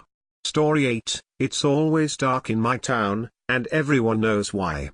We all knew about him. He was here, and we accepted that. It had been that way for as long as I could remember. We lived around him, we had to. He wasn't going to leave. I sat alone in my house, watching the static on our television. My mom was at work and my sister was at daycare. I avoided looking out of the windows. It was dark here all the time. The mornings were a little lighter, but the night seemed even darker. My mom was the happiest woman I knew. Her optimism was contagious, everyone in town said so. She often went walking outside. She forced my sister and I along with her every single time. I protested, but she always insisted. We all ended up having fun, laughing and enjoying ourselves while we walked under the weak glow of the streetlights. That was never what the walks were about. It wasn't for fun or family bonding. They were to teach us. My little sister was too young to know, but I understood. We were to never live in fear of him. Those walks were to show us firsthand that we could go outside and be happy. My mom often hosted parties at our house. We had a beautiful backyard. Lanterns and small circular lights adorned the rails of our deck and the backs of lounge chairs. The whole place would illuminate in a hazy yellow glow. It was a different glow than the street lights. Less creepy, more welcoming. I blamed the phenomenon on my mom's ability to constantly stay happy. The lights she set up somehow embodied her beliefs. I hated living here. I hated the constant darkness, the vehement happiness of everyone in the town, and most of all I hated him. I knew the reason Mom tried so hard. It was all for me. She was worried about me. He senses negative emotions. They attract him, like a shark is attracted by the scent of blood. They bring him close. Sadness, hate, fear. They'll bring him right next to you. I shuddered, looking down at the carpeted flooring. I had seen him a few times. He had been far, but he was there. Mom always told me not to look, it was something everyone knew. Even if he was right beside you, all you had to do was avoid his face and you'd be okay. We were having a party tonight. Mom was having all of her friends over. Everyone loved it. There was safety in being together, That's what everyone said. I didn't agree. Mom knew I didn't. She kept telling me just smile. Just pretend. Eventually you'll believe it. I doubted I ever would. I wasted time, waiting. There was never anything good to do. There was only happiness, more and more happiness. Eventually my mom came home with my sister. Her face was pale, but she smiled easily. She didn't have to speak up for me to know. He had been around our house. I knew it was because of me. I could keep trying to pretend for her and my sister, but it all felt futile. Whenever my mind wandered, it was always to a bad place. Mom knew why. It was all because of Dad. Dad looked at him, and we never saw him ever again. He had been far, but the distance didn't matter. One look was all it took. Mom prepped for the party, giving me the task of helping my sister with her reading. I sounded out words one at a time, articulating each syllable. The music Mom was playing made it hard to focus, but we managed. People arrived one by one, all with beaming smiles. They came with gifts. Flowers, food, CDs. All things my mom loved. I greeted them with my own smile. I could never get it to reach my eyes. All the guests went out to the backyard, cheerily talking about things that didn't matter. Smile big, smile big. Mom told me before she pushed me outside with everyone else. My sister ran around our large deck with other children. They never ran outside the glow of the lights. No one ever went outside of the glow of the lights. I looked around at all the crinkled up faces. So many smile lines. I touched my own skin, feeling the smooth, unwrinkled surface. I wasn't like them. I couldn't smile like they could. I couldn't live with him. The air became frigid, the left side of my body felt frozen. He stood right beside me, so close that it felt like he was inside of me. He was all white, like an angel. In the corner of my eye I could see his exposed ribcage glowing iridescently. A high-pitched ringing filled my ears, making me dizzy. I looked to my right, people were looking at me and at him.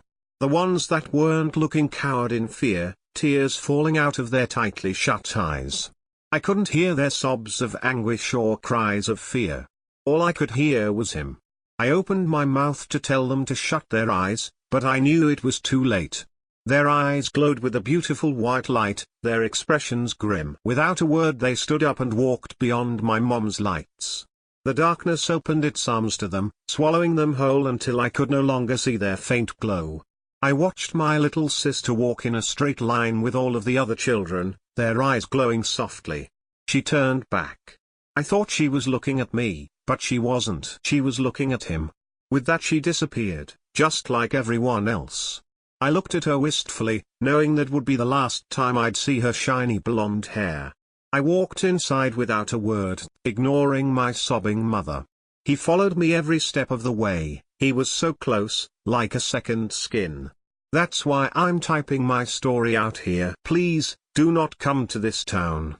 Once you're here, you can't leave. He won't let you.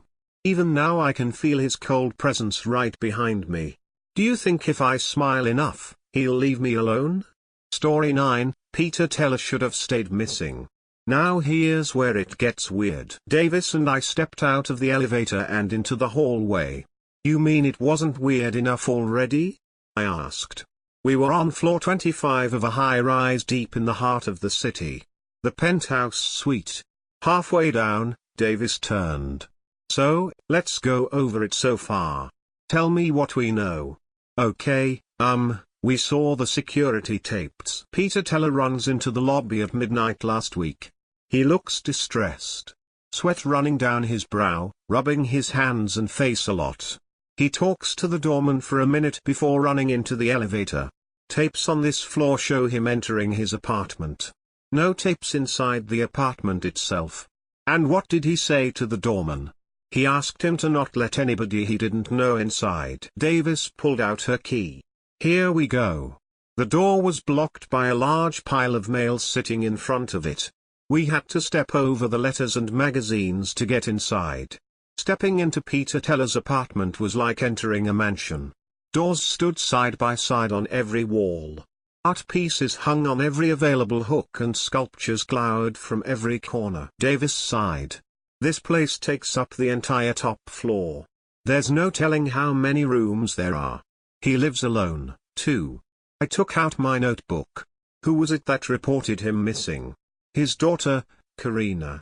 They have lunch every day. Last week he didn't show up and he hadn't contacted her beforehand. She didn't think there was anything the matter then, but when he didn't show up again for the next 3 days, she called us. I shook my head. I don't get it. The last person to see him was the doorman last week. We have the entire feed of the hallway since he entered up until now. No one came in, and no one came out. The arches and doors were dark. If I wasn't mistaken, the only light on in the place was the one in the foyer. The first responders did a basic search. No trace of Teller could be found. Where else could he be? He has to be in here somewhere. Davis picked up her kit and smiled slightly. That's why we're here. Does Teller have any enemies? People he's rubbed the wrong way? I asked as Davis canvassed the suite. I'd taken on the lesser job of sorting through Teller's mail. Nothing scandalous caught my eye except for the luxurious Life magazines, Rob Report, Upscale Living, Black Ink. Not so much scandalous as absolutely ridiculous.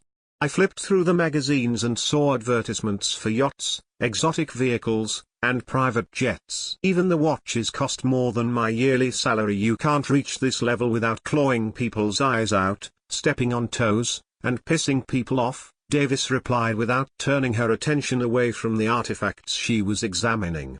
Dividend recapitalization. Come again?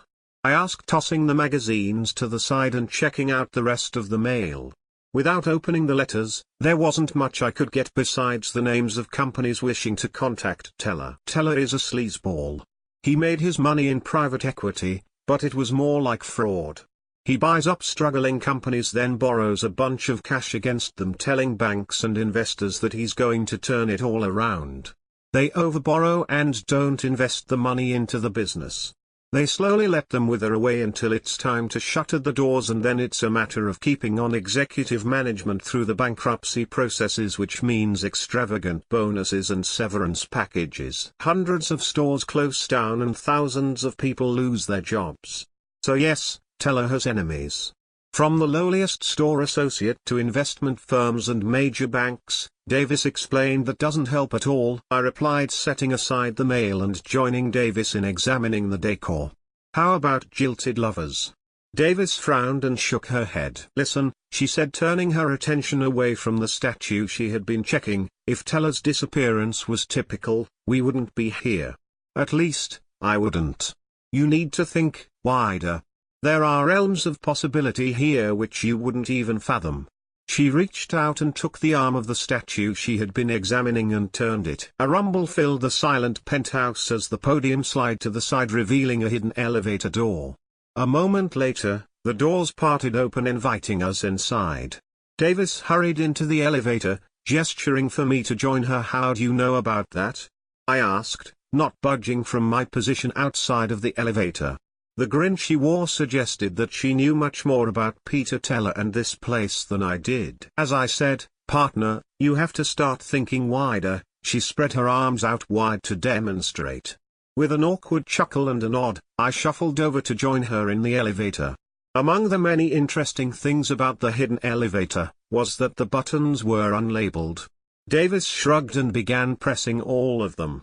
I made sure to take note of what order she pressed them in. My train of thought was interrupted by the screeching of the elevator kicking into gear as we headed straight down. Each glance to my partner was met with a cheery smile. I wish I had her confidence. This whole case gave me chills. We've been on this elevator for almost 5 minutes now, I said, looking over to Davis and wiping the sweat from my forehead. And damn, it's getting hot in here. I could see that she was sweating too, but she didn't seem worried. You'll survive. We're almost there anyway. Almost where? It's not something easily described. It's best to just see it for yourself, she replied, biting her bottom lip gently in thought. Almost on cue, a cheerful, robotic female voice sounded, "Welcome to the gallery."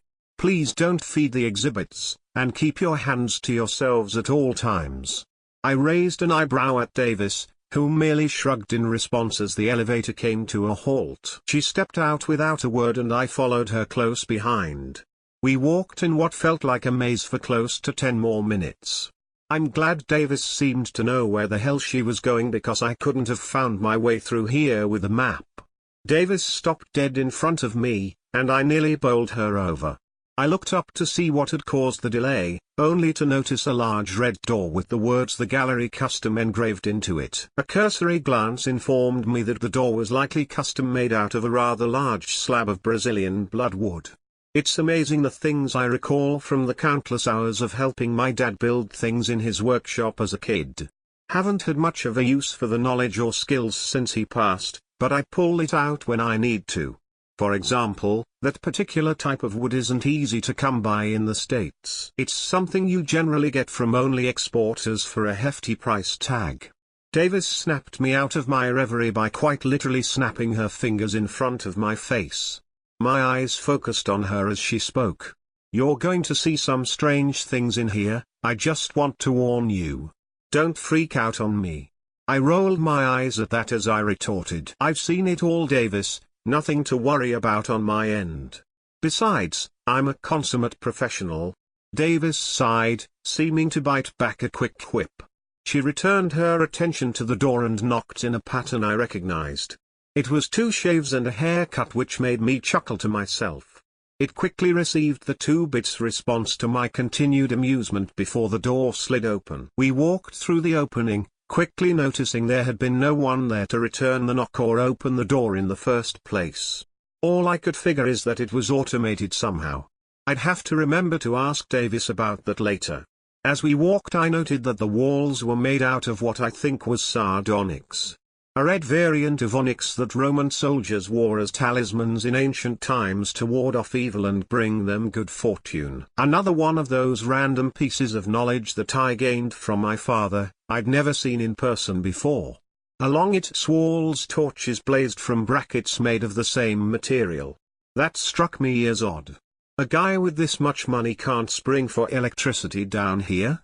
Did he blow his wad on the construction materials and cheap out with the lighting? Whatever it was, the torches were certainly setting a somber mood for our excursion.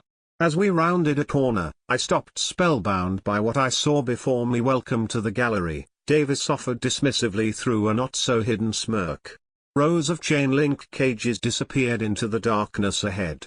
The shadows occluded them well enough so that I could not see their occupants without standing directly in front of a cell. A bizarre hum permeated the room. It took me several seconds to identify it as the amalgamated confluence of soft grunting, clicking, licking, and breathing. The sound came from all directions. I cautiously approached the nearest cage. The light from the overhead halogen bulbs struggled to peek around the cracks, but it was just enough to illuminate the scene within. I was glad for the extra light that the overhead lamps offered, as the only thing that could make this scene more ominous would be if it were lit by torches. A man's body lay on the floor, arms spread recklessly wide. He had no head. Barely thinking about my actions, I grabbed onto the metal and peered inward. That's when the headless body leapt to its feet and charged the fencing. I leapt back as though I'd been electrocuted. Heart racing, I grabbed Davis and tried to pull her away. My mind spun as she seemed to resist my attempts. Finally, I cowered behind her and poked my head around to look at the aggressive corpse. It shook the chain link aggressively, dominating all other sounds in the gallery. Davis looked down at me in exasperation. "It's behind a cage, you know," she explained with more than a hint of impatience. Slowly, sheepishly, I took one shaky step away from her, eyes on the corpse the whole time. Something about the way it faced my direction, shoulders heaving, made it very clear that the thing was smiling on the inside. "Come on," Davis said with more than a hint of irritation.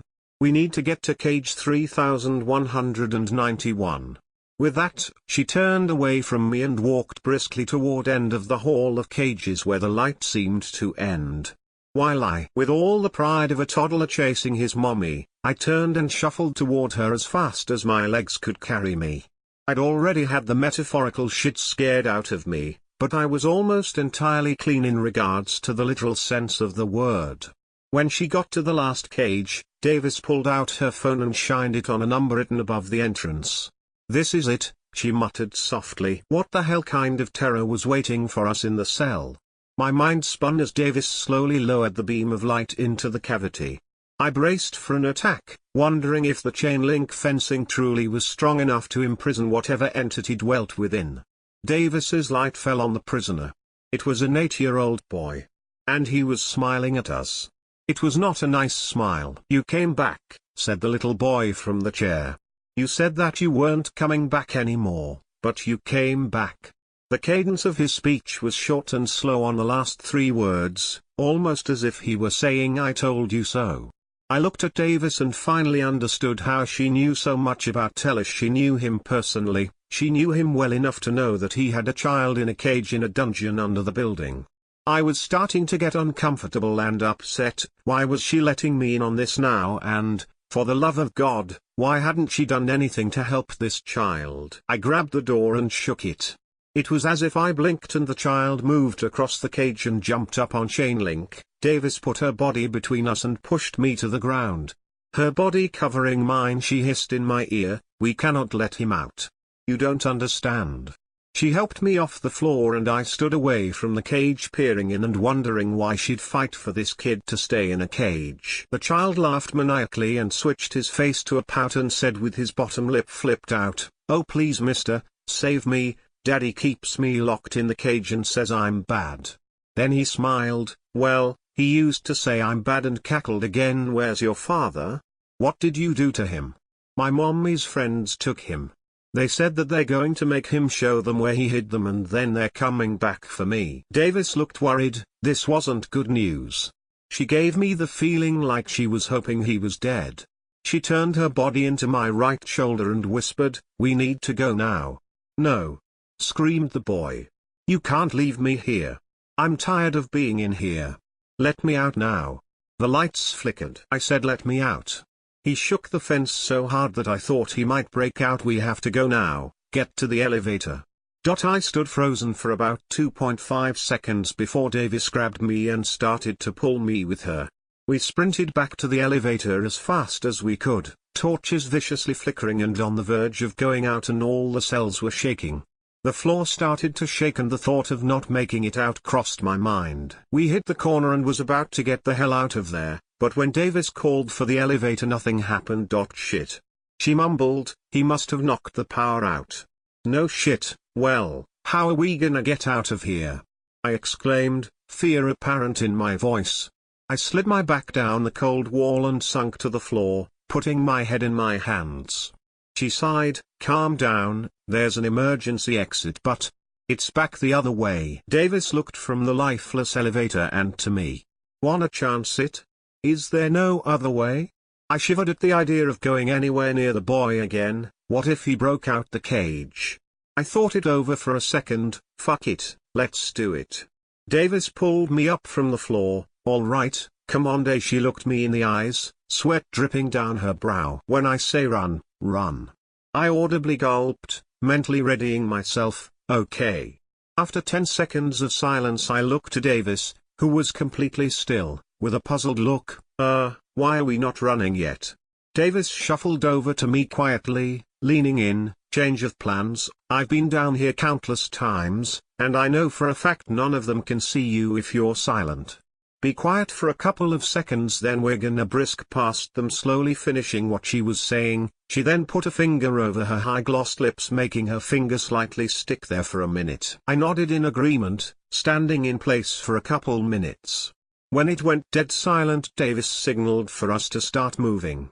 We rounded that same corner for what felt like the millionth time. It was so quiet I could hear my heart beating in my ears. I was visibly shaking. I knew I was because Davis didn't hesitate to grab my sweaty hands. Was she as nervous as me? Or was I just being irrational? We made our way through the row of never-ending cages, getting a glimpse of the horror that laid inside them. "This is seriously fucked up. You've been here before and haven't reported this yet?" I whispered. Every single being in every cage all turned my way, One feature they had in common, of those that had heads, were ghastly grey eyes. I stumbled back a bit, and would have fallen if Davis didn't catch me. She met my eyes again, giving me a look of empathy that told me she was scared, too. We had do the same as earlier to get them all settled again. We kept moving, passing by the boy's cage. He was still, almost colorless, eyes wide open. I didn't get to look too long because Davis grabbed my arm and tugged me away. We finally made it to the back of the gallery, and Davis started feeling along the walls for something. She dragged her nails across a piece of art adorning the wall, finding the spot she was looking for and pushing in on it. The painting moved into the wall like it did before and revealed a hallway. Torches ascended into the darkness of the hall. It looked like it was gonna be a long walk. We stepped into the hall and the door slammed back into place behind us. "Remember what I asked earlier?" Davis whipped her head my way, squinting her eyes a little in thought. "Yeah? I've known Teller for 3 years, he paid me to cover up his dirty work and at the time I needed the money. Over those 3 years he's let me in on a bunch of, let's just say illegal things, like this.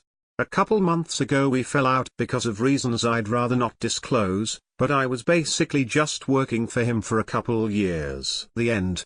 Making a swift turn, walking backwards, I chucked, "I could report you, you know. You messed with cases." I teased, making Davis playfully roll her eyes. "But, you won't. You love having me as a partner too much." Davis teased back, and she couldn't help but to chuckle her self-shame. "I don't." I mumbled under my breath, barely audible before turning on my heel and continuing forward. Davis looked at me, arching her brow in slight confusion. "Nothing," I replied and kept going, ignoring her confused look. After a god-awful 20-minute walk, we made it to the final exit. Finally, Davis went to enter the code. "Wait, what are you doing?" I asked as Davis started punching the numbers. "What do you think I'm doing?" "I'm opening the door so we can get the hell out of here." I reached my hand up to stop her typing, but we never found Teller. Davis rolled her eyes again. "After all you've seen, do you really want to stick around and find out what the kid meant when he said his mummy's friends?" As she said this, she finished typing the code and door slid open. The passage behind was blocked as I was saying, "Let's." She began to say, but was cut short by the expression on my face. My eyes widened and a scream stifled in my throat. "What? What's that?" she began to say. I never found out what it was, though, because at that instant they fell upon us. We barely had time to scream as the claws slashed. From somewhere behind us in the distance, I heard the boy yell, "Mom." I don't know how much later I woke up. All I know is that when I did, I wasn't in the passage anymore. I was sitting in the driver's seat of my squad car, feeling as though I was waking up from a nightmare. My uniform appeared to have been ripped in a few places, but then sewn back together. Pulling up my sleeve, I was assured that what I had experienced wasn't a dream. I saw several layers of gauze and bandages wrapped around my arm. Davis wasn't in the passenger seat. On it instead was a manila folder, unlabeled. With trembling hands, I pulled out the photo inside. It was Davis, sprawled on the floor of a cage. Blood covered the metal and seeped onto the grating below. She was face down and it looked like she hadn't moved in a long time. On the back of the photo were 4 words. "You didn't see anything." Story 10, My car is acting funny. I moved to the sleepy little town I'm living in about 8 months ago for a job and to be closer to my fiancée, Carter. Well, I say a job, but truthfully, me and Carter were in a rough patch. Long distance takes a toll on a relationship after few years, and I was beginning to feel suspicious that Carter was seeing someone else. In any case, it was better to be here than anywhere else I was, and he seemed more than receptive to the idea to living in the same town for the first time in a while. Anyways, I've never spoken about my experience out loud before, and I figured if there was anywhere to talk about it, it's here. I won't tell you where I live, but here's a picture for you. Everything closes at 8 p.m., lots of trees and forests, plenty of trucks. There you go. As soon as I got here I started looking for a car. My job was about 15 minutes outside of the town I was in, Cheaper rent for the win, and Carter was close by, and taking the bus in and out wasn't all that appealing to me. I scoured the Craigslist ads, looking for someone with a cheap piece of shit and a need to sell. I had just about given up looking when, while at a little diner, I saw a paper ad advertising a 2000 Honda CR-V that needed to go ASAP. Mint condition, runs like a charm, 150k miles, tires like 3 months old. He was asking $1,500 for it, and I was sold. Fucking fantastic. I met up with him a bleak Saturday later. Pulling up to his place felt strange. Not threatening, just heavy. Something in the air, I chalked it up to. I waved to the elderly man on the porch of this pretty stable-looking home. I made a note of that: no moving boxes, no shipping containers, just this very average-looking home. I became kinda suspicious. Maybe there was a catch after all. "You the lady that wanted to look at the car?" he said, walking down to shake my hand. "I'm Joseph, by the way." "Caitlin." "Hi. Yeah, I am. I was kind of in shock about your ad." "Oh, yeah?" As he got closer, I could see him more clearly. Very typical grandfather-looking figure. Super non-threatening. Smelled like cigarettes and coffee. I relaxed a little. "Yeah. I was wondering why you were so willing to sell on such a oh yeah, the price." He stopped for a moment. "In full disclosure, I just don't wanna see the damn thing." "What? If I can ask, why's that?" He swallowed hard. "It was my son's." "Your son's?" "Yeah. He passed a month ago. I just can't take having it around anymore." My stomach dropped. Is this dude really about to sell me a dead man's car? I immediately felt nauseous and guilty at the initial thought, so I took a deep breath to fill the silence. "I'm so sorry for your loss. It is what it is and what it will ever be, dear. I know he would want someone else to have this car anyways." He kept the thing in perfect condition, just about. He sighed and pulled a pair of keys from his pocket. "Figured you would wanna take her for a spin. I bought the car on the spot. It ran like a charm, no weird noises, no shaking or chattering, not so much as a scratch on the paint. Homeboy before me took care of the damn thing, for sure." I took it home that day, driving it slowly along the edge of the woods, near a little bubbling creek. It was therapeutic. This isn't so bad, I thought. I got a text alert from Carter. "Hey Smile, what you doing tonight? You should come by for some wine and cuddling." I grinned, slowing down so I could text him back. "You're speaking my language. When should I come?" He replied almost instantly. "As soon as possible. I miss you, kitten. As some of y'all know, it's hard when the intimacy in your relationship starts falling apart on you." The gesture was one of the kindest I had seen in months, and I was eager to see him. I flipped on the radio for a little ambient music and started to drive again, albeit a little speedily. As soon as I turned on the radio, the usual AM/FM cut out quick. I frowned, banging my hand against the top. I had just bought this damn thing, I didn't need it breaking down on me now.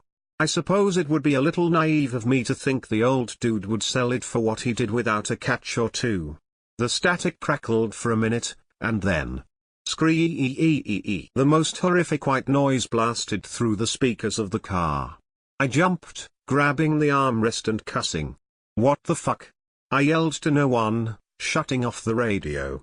"Fuck that shit." It was at this time I looked up and realized everything was suddenly super dark. Unnaturally dark. It made my hair stand on end. I rolled up the windows, suddenly wary of everything around me. Then, the radio turned back on.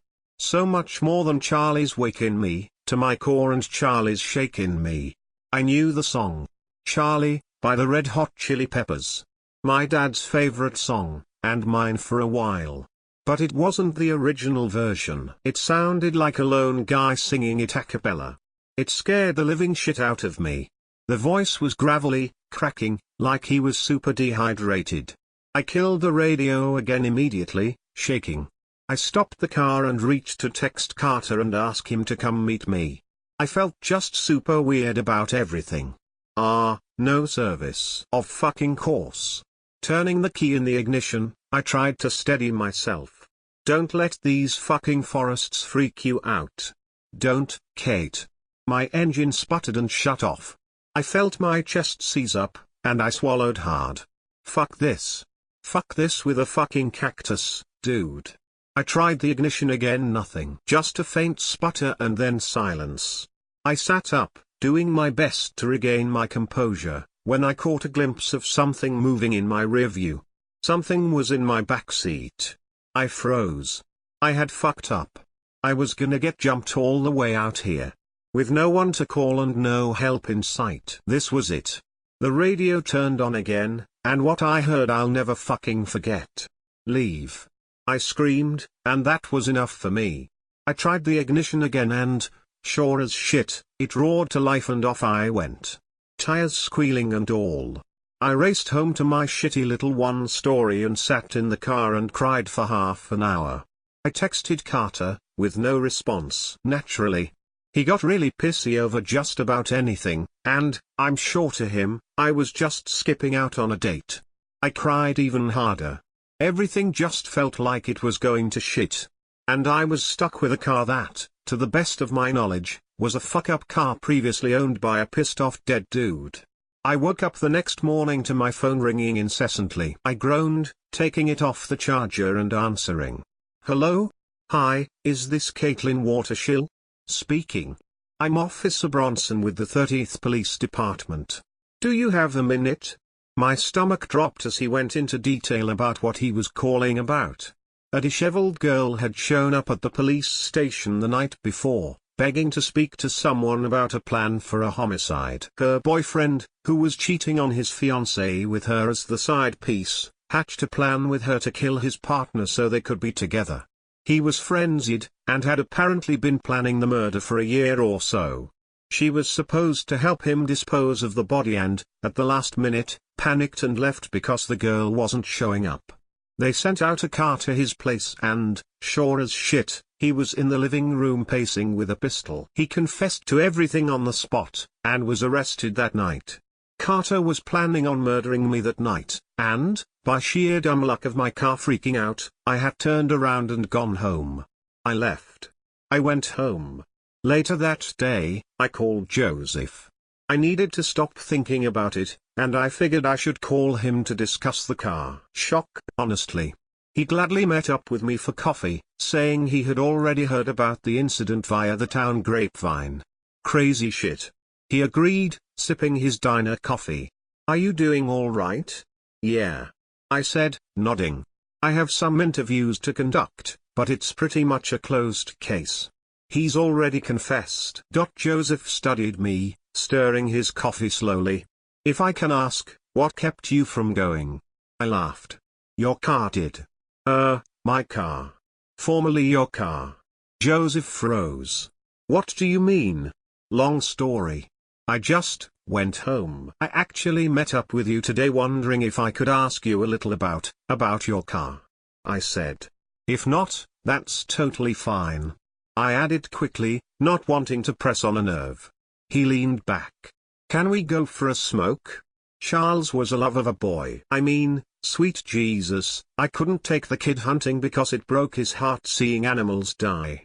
He loved writing, he loved art, he loved living life the way it was supposed to be lived. He exhaled, long and deep. I couldn't imagine a soul in this world wanting to hurt him. What happened? I pressed gently. Joseph took another deep drag. I could see the words tucked behind his lips as he struggled to put them forth. He was jumped. Out in the woods, near the creek. His mouth formed another tight line, only breaking to drag the cigarette again, deeper this time. I raised a gay son. I raised a gay son in a place like this. I knew the dangers. I knew how hard it is out here. And I ignored him when he complained about school, about the kids there. My heart ached, and I just continued to smoke, listening. I'm so sorry. He looked up at me. You think, as a father, you've done something wrong. That you fucked up your boy young, and that's why they turn out like that. But it's not true. He was a beautiful soul, and to watch such a promising life be ripped away from him so young by some stupid fucking thugs he went to school with was horrific. I forced myself to reevaluate everything I'd ever known. I'd imagine. All Charlie ever wanted from the world was to see the best in it. He continued, shaking fingers, raising the cigarette to his lips once more. I looked to the brown CRV, glinting in the sunlight. I think he's doing just fine, Joseph. You think so? I think so. I stubbed out my cig, stomping on the butt with my boot. I better get going. He gave me a one-armed hug. Take care out here, hun. These woods are unforgiving at times. I nodded, stepping into the car and getting behind the wheel. I turned the key in the ignition, and the engine revved joyfully under my foot. I think I'll be all right, I murmured, smiling and stroking the wheel gently. As I drove off, I found myself humming a familiar song, and Charlie's making me smile. Oh, now.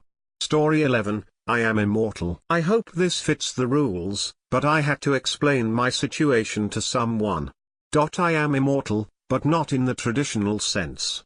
I don't know if it's a time loop, some alternative reality bullshit, or just me losing touch with what we call reality. Maybe I should start from the beginning. My name is Michael and I think I am 26, maybe 27, I forgot. Kind of stopped counting / paying attention after I turned 21, cause really what more milestone is there? Anyway, getting sidetracked, for as long as I can remember I've had issues with my mental health. I was that one kid who would be all by himself, hiding in the corner, you know the one. The invisible kid, never said a word, didn't have any friends or anyone for that matter. Don't get me wrong, I had parents and a sister, but that's not necessarily the same. I remember wishing I truly was invisible so I wouldn't get bullied. Seeing as I was the odd one out, I was at the constant mercy of bullies. Eventually my mind snapped like a twig and I started hearing this one voice urging on violence on the bullies. Hell, sometimes I would outright lose time and memory, during which time people who were harassing me would suffer injuries. In the end I just ended up switching school and being on my merry way forward in the academic world. Went through school all 9 years along with 3 specialized years then into college. You see, I've always had a morbid fascination of why people do what they do, what their thought process is, etc. So I went to college aiming for a bachelor degree in social psychology, which simplified is the science of human interaction. It was during this time I realized my curse or gift, I don't know anymore. After having switched school and seeing counselors for my mental health during those years of bullying, they explained that I had just created an imaginary friend since, well, I was a kid. Makes sense, and since then I hadn't heard that voice from before. But in college it just got worse: stress, anxiety, possibility of failure. I didn't know it at the time, but turns out I had deeper rooted mental health issues than first believed. I wasn't doing bad in college by any stretch of the imagination, quite active and decent grades, but whenever I failed at something I just got this irresistible urge to end my suffering. I wasn't good enough, not smart enough, a failure, a walking piece of shit with no worth. Voices of depression came urging me to end it all. No one would miss me, no one would even notice my absence. So one day I just finished an exam. I don't remember the subject matter, but I do remember vividly what I did next. Here in this country we don't have dorms, but rather student apartments, so it's not uncommon to live on your own, which I did. But I came home, feeling defeated, worthless, etc. You get the point. I went into the kitchen, grabbed a knife, went into the bathroom, cause despite not caring I didn't want to make too much of a mess. So I sat down on the floor of my shower and looked at the knife. So simple, so easy, voices urging me to do it. Well, no one would miss me, right? Hadn't spoken to another human being for days outside of school work. Still no friends, a loner, hadn't even spoken to my family for months. So I sat there, contemplating my existence, contemplating what I'd lose. The voices stated the obvious to me at this point, that I had nothing to lose if I had no reason to live anyway. So I cut deep, the knife cutting through my skin, through my arteries. It hurt so bad, but I cut my other wrist as well. But as the blood left my body, the pain left with it, my vision getting darker, I finally felt some kind of relief. Eventually my vision went dark. Now, obviously, as I stated in the beginning, I didn't die. I don't know if I can truly die. But what happened was that as my vision went dark, completely pitch black, I opened my eyes standing in front of my bathroom mirror, no knife in sight. I wasn't sure what was going on. Was this the afterlife? If so, kind of shitty really, sticking me back in an apartment where I'd just ended my life. No light at the end of the tunnel, no heaven, no hell, just me put into my apartment again. I looked around in the bathroom but everything was spotless as was before I cut myself. Weird, I considered, but whatever. Maybe the afterlife is just weird like that, I thought to myself, so I stepped outside of the bathroom and everything looked exactly as it had before. I went on my computer which was running and it was like nothing ever changed, life was going on as usual. To state that I was terrified would be an understatement. I knew I cut myself, I knew I was dead, I knew this was impossible. I clutched my head in disbelief when I noticed something on my wrists, 2 scars. Old scars, right where I had cut them to end my life. I was even more confused but not as terrified. These scars proved I had done it right. If I went outside, to a lecture, then someone should notice, right? Well, I did. The next day I went to a lecture. This was actually a guest lecture on various mental health disorders and the general symptoms accompanied with them. I wore a short sleeve to make sure the scars were visible. Someone should notice, right? No one noticed anything. This ignorance of what I had done was infuriating but soothing. Like how to put it 2 words, I was at the same time relieved that no one cared, proving that no one cared for me, but infuriated that no one even checked to see if I was alright with the scars I had.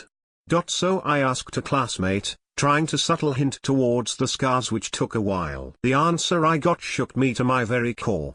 "Oh, those? Your scars? You've had those ever since we met," said my classmate. My mind a blur. What? Why? How? When? Nothing about it made any sense. I had cut myself, ended my life the day before. It's impossible that I had the scars since I started college, which was a little over a year ago. I called my parents, asking them subtly about the scars, and they basically said I've had them since birth and that doctors couldn't understand why. This made no sense, so I went about my life trying to piece together this mystery while trying to maintain presence in college. In the end, the lecture about the mental health disorders and their symptoms pointed me towards schizophrenia or some similar psychosis, and maybe I had simply had the scars my entire life, just hallucinated that I didn't. It made sense. I was bullied in school as a kid, maybe it was because of these scars, so when my mind snapped as young, maybe I started hallucinating I never had those scars. The mind plays tricks of its own to blur out trauma. Maybe that's what happened. It was the only thing making any kind of logical sense. That was until I was at my breaking point again. This time though I decided not to cut my wrists, cause I still vividly remembered the pain from the first time around, even if it was just a hallucination. So I decided to jump. The impact would be enough to hopefully kill me instantly, so I planned and looked for a high point. Thankfully the year was coming to an end and a classmate had a party planned. Turns out this would work, cause my classmate who had the party lived on the upper floors of a 15 to 20 odd story apartment building. So I went to the party and attended, figuring that it was a hot day. I stated I'd open the window. In my mind it was perfectly planned, open the window and accidentally fall. So I did just that. I opened the window as far as it went and lost balance, falling out. As I was falling I could hear people screaming, the ground coming closer, and I smiled as I hit the ground. It went black and I opened my eyes standing in front of the very same window, now opened fully with me on the inside. Once more I was confused, then suddenly the memories from when I cut myself flooded back. It was the same thing, my life slipping away, the world turning black, and then my eyes opening completely safe. As panic set in, I ran out of the party, people obviously confused. I ran all the way home, my head throbbing the entire time. I ran straight for the bathroom, cause I had to see for myself that I was somehow alive. What I saw, it was the same as last time. I was basically fine other than this new scar covering the side of my skull. Just like the ones on my wrists, it looked old, like I had it forever, so I called my parents and asked if I ever cracked my head in the past. Their answer was that I was born with a deformed skull and the doctors had to perform surgery to free up space. They pointed out I should remember this since they've told me before. I excused myself that I was just tired and couldn't remember things clearly. This made no logical sense at all, so I waited a few days, went about life as normal as possible and decided to seek help with my mental health because clearly something is very wrong. Well, after a few sessions and several tests, they gave me a diagnosis of inorganic unidentifiable psychosis, stating in the summary that there was inconclusive results to eliminate the odds of my issues stemming from autism, specifically Asperger's syndrome, while at the same time there was inconclusive results to eliminate the chance of there being a serious psychosis. It all made sense to me in some parts, but I couldn't explain the vivid living memories of killing myself. So I decided to try again, this time in a public environment where it would make a mess for sure, but it would be undeniable. I signed up for a shooting range. I had fired a rifle before, one of those kid rifles with small pellets. So when the time came I went to the shooting range and tried some guns they had for rent. Eventually I asked if I could try a competitive gun that was primarily used for competitive shooting, with the argument that I was really interested in maybe starting with competitive shooting. Well, the owner let me try one of his own guns that he used under his supervision, of course. It went smoothly. I fired off a few rounds into the target to get the feel for it, didn't know what make or model, but it was a big gun and kicked like a mule. So I figured this was good enough, so squeezed off a few, after which I quickly turned the gun on myself, staring straight down the barrel with my right eye. Hearing the owner screaming at me, rushing to my side, I pulled the trigger and the world went black. Then I opened my eyes again and I was standing right where I was aiming at the target downrange. But something was off. The target and everything around me seemed off, like they had no proper depth to them. I put down the gun and the owner standing behind me pointed out I must be a natural shooter for having only one eye. This comment made me freeze. I felt across my face, over my right eye, and there was an eye patch over it. So now I'm back home writing this, and yeah, I'm missing my right eye. I got a scar on my skull and both my wrists, proving to me that I've tried to end my life. At least that's what I'd like to believe. Maybe it was all hallucinations to deal with my disfigurement, but with this last injury I'm unsure. Cause I can clearly remember always having had two eyes and seeing things properly. The mind truly couldn't be this cruel to create false memories of proper vision. So far, other than the idea that I'm batshit insane, I got two theories. Either alternative reality versions of me are killing themselves and the respective injuries are transferring to me along with the respective memories of how the injuries were produced. Second option is that I'm in some sort of time loop where my suicides happen and don't happen at the same time, leaving the physical injuries behind but reverting to me being alive and altering the memories of everyone that knows me. That last part about altered memories seem to be correct regardless which theory is true. But that's not the worst part. Remember that violent voice I mentioned around the beginning, that existed when I was a kid? Well, it's not just one voice now, but several, and they don't belong to me but to shadows I see drifting around. Not all of them are intangible either. Some of them are actually connected to other people, as in the shadow they have will turn its head, stare at me and smile wickedly. Sometimes whisper that they see me. I don't know what's going on, but I'm afraid that no matter the truth I'm losing touch with what is real. So if anyone can help or has any ideas or theories, then please help. Story 12, There's a monster in my room. Since I was young, I was always afraid of when night would come around. My friends always made fun of me for being afraid of the creature that lurked in my room. My parents never believed me. Of course, it is just Met who can see it. That's why nobody else believes me. I know the monster can see me. I know this because we made contact one night. The monster always entered the room from the hallway around 10. I'd never seen it because I always closed my eyes when I knew it was coming. It was always trying to sneak up on me, but I always heard it step on the 3 creaky floorboards in the room. It'd be quiet for a little while and I'd allow myself to get comfortable. Right as I'm almost asleep, it always starts moving around again. I'd grown tired of this as the years went by. It had been a long time since I'd gotten a good night's sleep. One night, the monster didn't enter like it usually did. Almost an hour passed and there was still no sign of it. Feeling brave, I opened my eyes and scanned the room, but it was empty. I looked over at the clock sitting on the nightstand, 11:13. I sighed and sat down on the bed. I guess the monster wasn't coming tonight. Just as I lay down and began to get comfortable, I heard the familiar creak of the floor. Immediately, my eyes shot open and looked over towards the door. There, standing in the doorway, was the most vile creature I had ever seen. We locked eyes with each other and I felt the most intense fear of my life. It was a disgusting-looking thing. It stood around 3 feet and was a sickly white color. Slime oozed over its face as it stared at me. Then, it let out the scariest sound I'd ever heard. I can never forget that sound. It was a high-pitched wail that hurt my eardrums. I stood up and backed into the corner, but this only made it louder.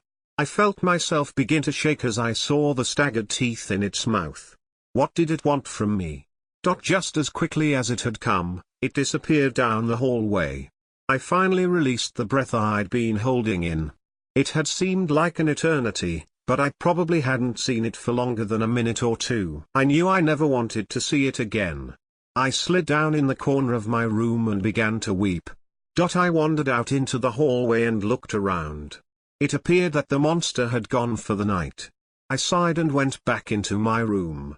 I wasn't sure if it was going to return, but I knew I'd be ready for it if it did. Maybe I'd finally be able to get some sleep now that it was gone for a bit. I sighed softly and climbed back under the bed. A few minutes later, I heard the familiar sounds of the monster returning, but I didn't care any longer. I felt the springs move as it climbed into bed and said goodnight to its mother. God, I hate the monster that lives above the bed. Story 13, my quick vacation to the mountains, turned into a nightmare. The mountains were so beautiful. I made a stop at an overlook on the Blue Ridge Parkway. According to the old wooden sign, the elevation was 3,584 feet above sea level. The fall colors were so bright and overwhelming. This was the perfect weekend to be on the parkway. It was definitely the prime time for seeing the fall colors in their perfect beauty. In another couple of weeks the leaves would start falling off. Lots of folks are terrible at timing their trips to be here in the prime time, but I am evidently pretty darn good at it. I just realized how big I was smiling. I was so happy to be off for the weekend and by myself to get a much-needed break from my mundane accounting job. That big smile I was wearing just dissolved pretty quick with my remembrance of my dead-end unfulfilling job. I took one last look and hopped in my car and checked on my GPS the distance to my cabin rental for the weekend. It was just a few more miles down the road. The road was almost pitch black and it felt like I was driving through a tunnel that was on fire. I was happy that my rental would be at a high elevation. The GPS is showing 1 mile to go and the car was still climbing upward. From the directions I was given by the cabin owners, the Swansons, I would be looking for a narrow dirt road on my right. The name was simply Victoria Lane. It was a rather distinguished name for such a narrow dirt road at the top of the mountain. I turn in and make my way up the narrow, rocky, and winding road. The tree's branches were hanging down as if they were trying to grab the roof of the car and stop me from going further. As I looked in the rear view mirror I saw a dust cloud following me. One thing I did not see were houses, just trees and some rocks. Then the road started to get steep, very steep. It started to freak me out, to be quite honest. I was on a Mini Cooper and it took everything the poor little car had to keep going. How in the hell do people get up this road in the rain or snow? Thank God the road was starting to level out a couple of minutes later and it didn't sound like my engine was about to have a heart attack. I drove a couple minutes more and I see a 2-story log cabin on the left. This was the Swansons' home and where I would get the keys to the rental. This house was gorgeous.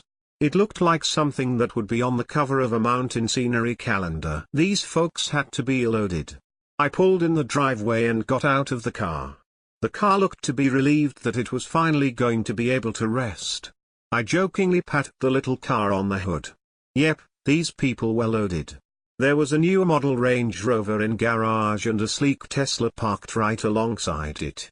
I was not sure what these folks did for a living, but business was evidently very good. I was met at the door before I even knocked by a middle-aged woman with blonde hair and a very petite figure. She gave a small smile. It certainly appeared to be forced, but I didn't really care.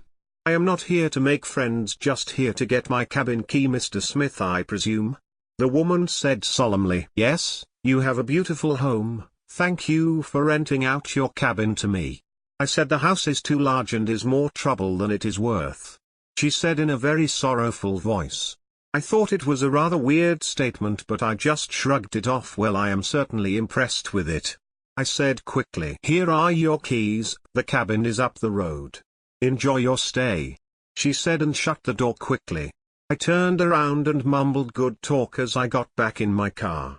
I drove down the cement driveway back onto Victoria Lane. The road curved around back of the house, which was just as immaculate as the front.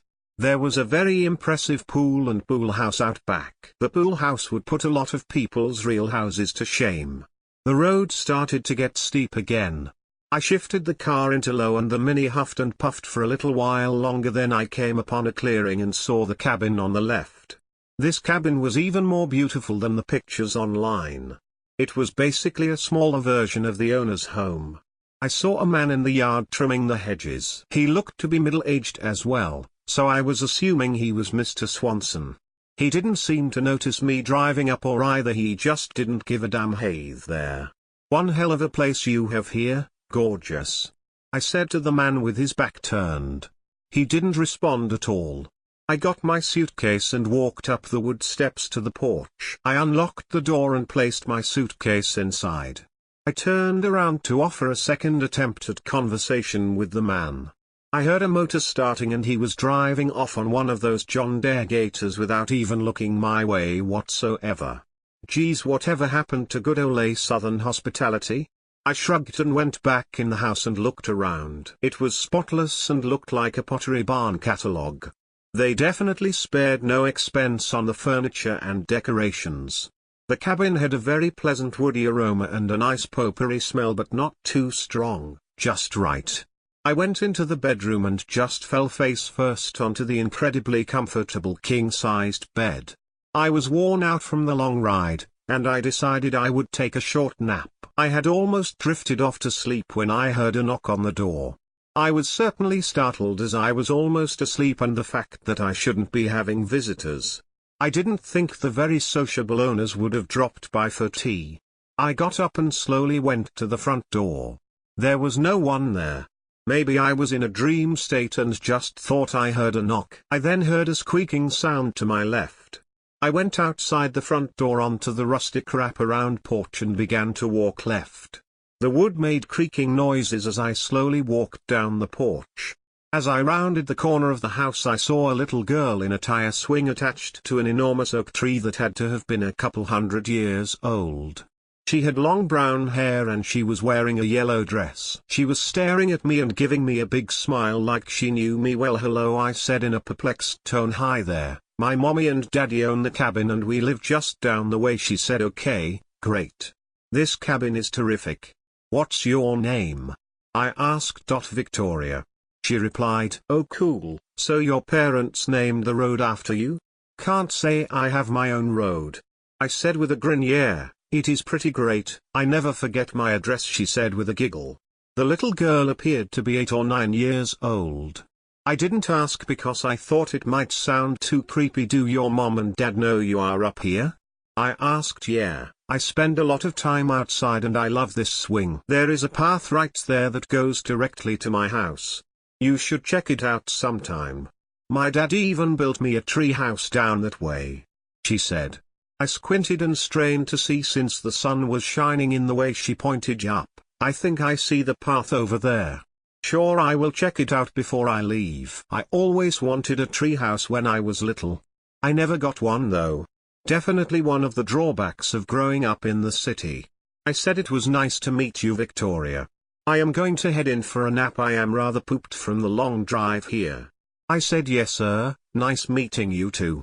She waved and continued to swing as I turned to make my way back into the house. I headed back in the bedroom, still hearing the squeaking from the tire swing outside. I opened up the bedroom window to let some fresh mountain air in. I laid back down and drifted to sleep. A knock at the door jolted me awake. It was dark outside and I glanced at the red numbers on the old clock radio and it said 9:30. Another knock coming. I yelled. I slowly dragged myself out of bed and headed to the front door. I glanced through the curtain and I saw Victoria smiling at me holding a basket. Hey Victoria, kinda late. What's up? Do your mom and dad know you are here? I thought it was rather odd for her not to be in bed at this time of night. Yes sir, they know. They sent me up here to give you this, she said excitedly. She handed me a wooden basket that contained a linen cloth wrapped around something. The cloth was warm and a nice aroma was coming from whatever it was wrapped around. I slowly unwrapped the mystery object. It was chocolate chip cookies. Wow, cookies? Hot too. I said yep, I helped mommy bake them myself. We always bake a batch for new guests. I am sorry we didn't get it up here sooner. Well, good night. It is my bedtime and mommy told me to hurry back. She smiled and took off really quickly. Thank you and please thank your mom for me, I yelled as she ran away into the darkness. I went back into the cabin with my cookies and plopped down on the sofa. I flipped on the TV and started shoving a cookie in my mouth. Damn, these are good cookies, I mumbled to myself as I ravenously devoured it. Before I knew it, I had eaten all of them in the basket.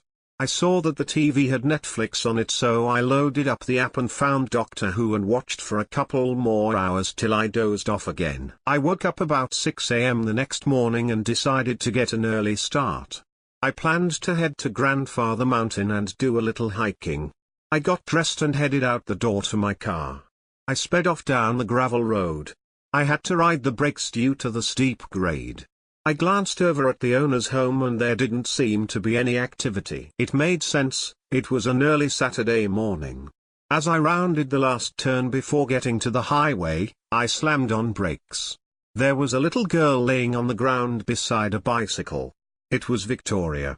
I jumped out of the car and sprinted to the little girl. She was crying and her jeans were ripped at the knee and she was bleeding. Victoria. Are you okay, sweetie? I exclaimed. Yeah, I think so, I just cut my knee.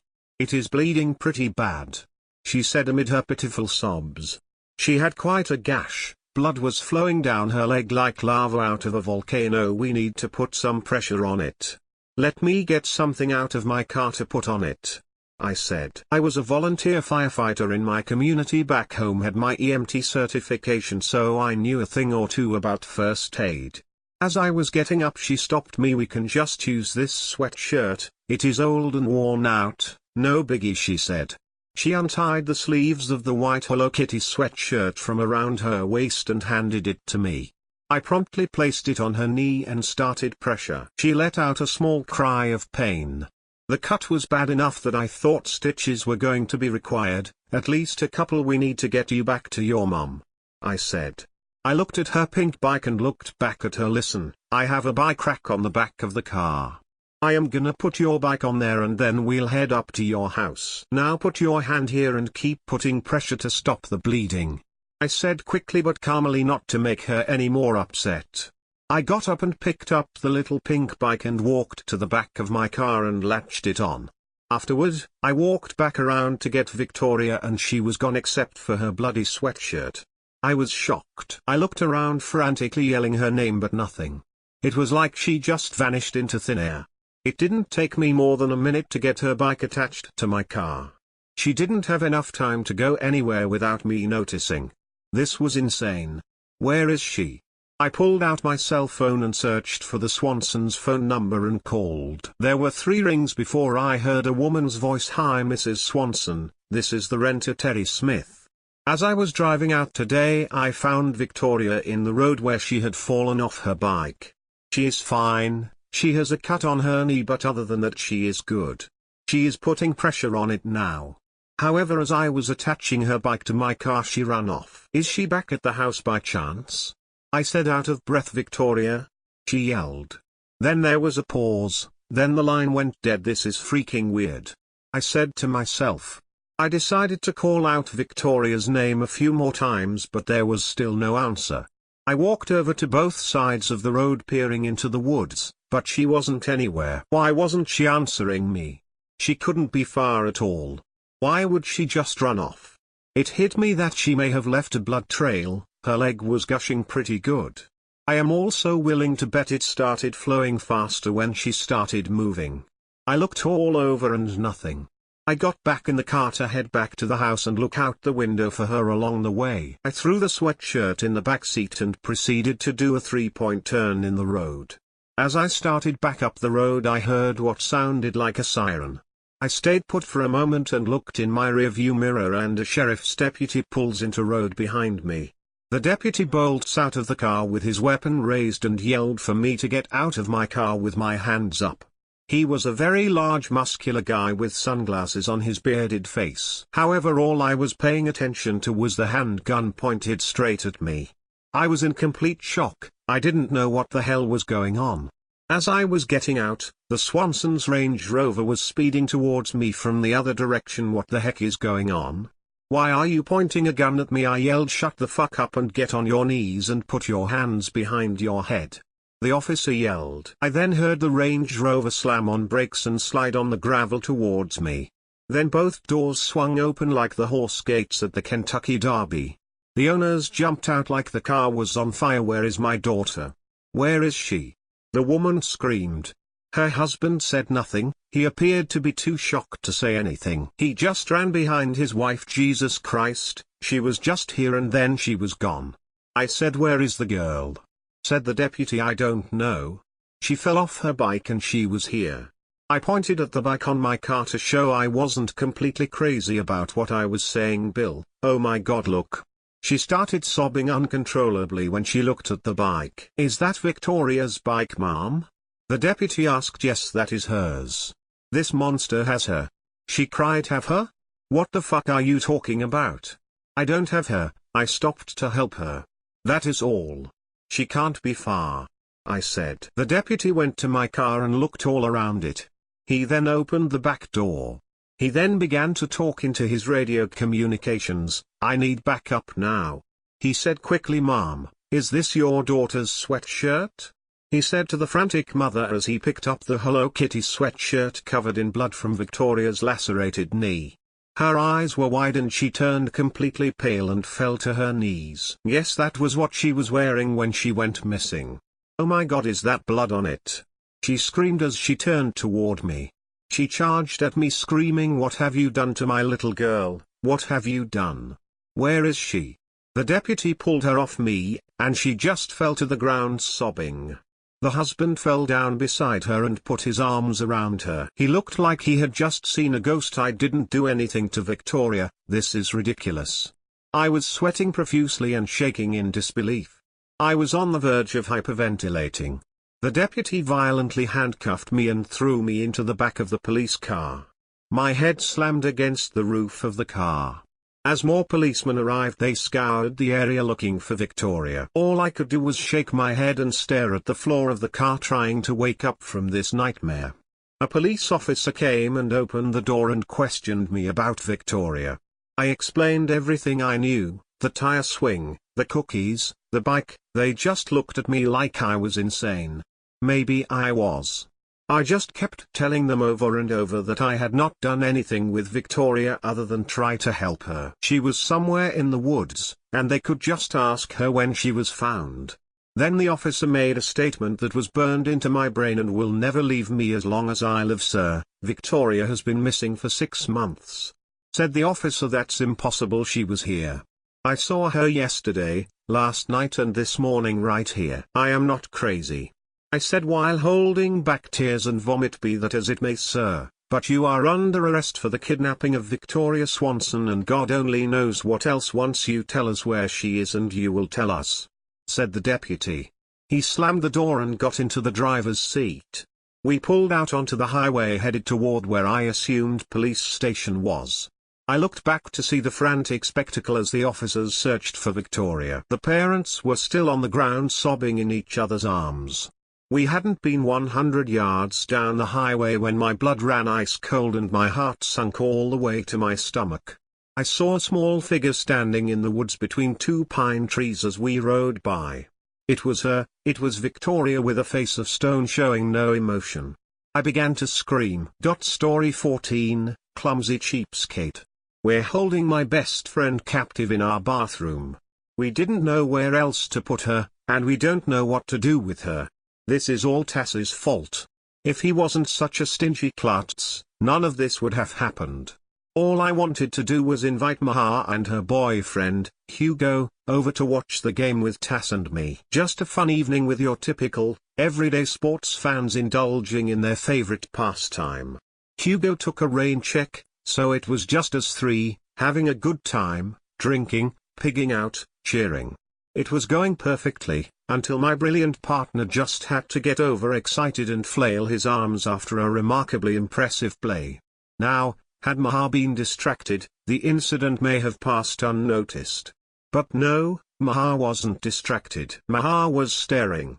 Had Tass played off the fact that his ear was now on his chin as a prank, Maha may have bought it. But no, Tass got flustered. Tass hastily slid his ear back into place. Crookedly, I might add. After a second of staring at Tass's guilty expression, Maha screamed. Of course she did. In her place, I probably would have too. Especially if I was slightly intoxicated. The walls in this tiny apartment are paper thin and Tass panicked, grabbing Maha and placing his hand over her mouth. Tass is a big guy. Maha, not so big. So, this made her screams more manic, although, now, also more muffled. That didn't lessen Tass's panic. Which didn't lessen Maha's. I couldn't believe this was happening, but I had to support Tass. So, I dragged one of our kitchen chairs to the only room that didn't border any of our neighbors, the bathroom. After we taped Maha down and made sure she was as comfortable as a hysterical captive could be, we closed the lights and the door. So, now, Tass has readjusted his face after that scuffle and returned to his spot in front of the TV while I stand in the kitchen doorway and glower at the back of his head. I can hear Maha's stifled screams and I don't appreciate his dawdling. Tass, my best friend is imprisoned in our bathroom. I think that's more important than the game right now. Can we wait? He asks. There's only 15 minutes left. That's what the DVR is for, I gruffly remind him as I walk over and turn off the TV. Care to explain what just happened? Tass crosses his arms and slumps back into the couch, mouth twisted in a defensive pout as he braces himself for the upcoming lecture. You went for the generic stuff again, didn't you? Why do you do that, Tass? We make more than enough. You just cost me my best friend. I growl quietly, not wanting Maha to hear me berating my partner on his faulty spending habits. I go through tubes of the stuff each week, Tuva, he crossly tries to explain. The amounts add up quickly. You should thank me, I saved us over 200 last week. Tass, no amount of money is worth the risk of ruining our lives, I scold. Of all the habits to pick up, why did you have to choose this? How long have you been penny pinching again? About 2 weeks now, Tass had the audacity to proudly reply. And do you realize that, during those 2 weeks, any one of your klutzy moves could have exposed you and gotten me in a shit ton of trouble? I wear a hazmat suit at work, Tuva. No one sees anything. And it was your idea to invite your friend over today. You know how excited I get when I watch sports. I rub my forehead in frustration. Tass, you're supposed to be integrating with this society. You should be interacting with people like an average male. Feel free to cut corners anywhere you want, but don't do it with this. I don't want to feel nervous every time we're with company, afraid you'll accidentally fling your nose up to your forehead if you shoo away a fly. Tass subconsciously adjusts his nose as he mutters, fine. Good. Now, what are we going to do about Maha? Because we're not reporting this. He frowns. We'll get in trouble if we don't. I like it here. I like you. I don't want to lose her, Tass, I firmly state. This is your fault, so you figure out a solution. After a defeated sigh and 15 minutes of mulling, Tass approaches me with a smile as I'm stress baking in the kitchen. Eric had a tear in his suit and got exposed to one of the viruses last week, he says. It hit him hard that same evening. What does this have to do with Maha? I ask, confused, as I dust the flour off my hands. Tass gives me a hug from behind as he softly says, "This virus wrecks you for a month and makes you hallucinate mad, Tuva. We can pass it on to your friend and, by tomorrow, she won't be able to tell what's real and what's not." In his arms, my agitation melts away as lean back against him and sigh. Is it dangerous? No, he assures me, just be sure to have someone watch over her so she doesn't hurt herself. I don't know, Tass, I whisper as I go over the repercussions in my head. Maybe it'd be more merciful reporting this. She'll be fine after a month, I promise. I want you to be happy.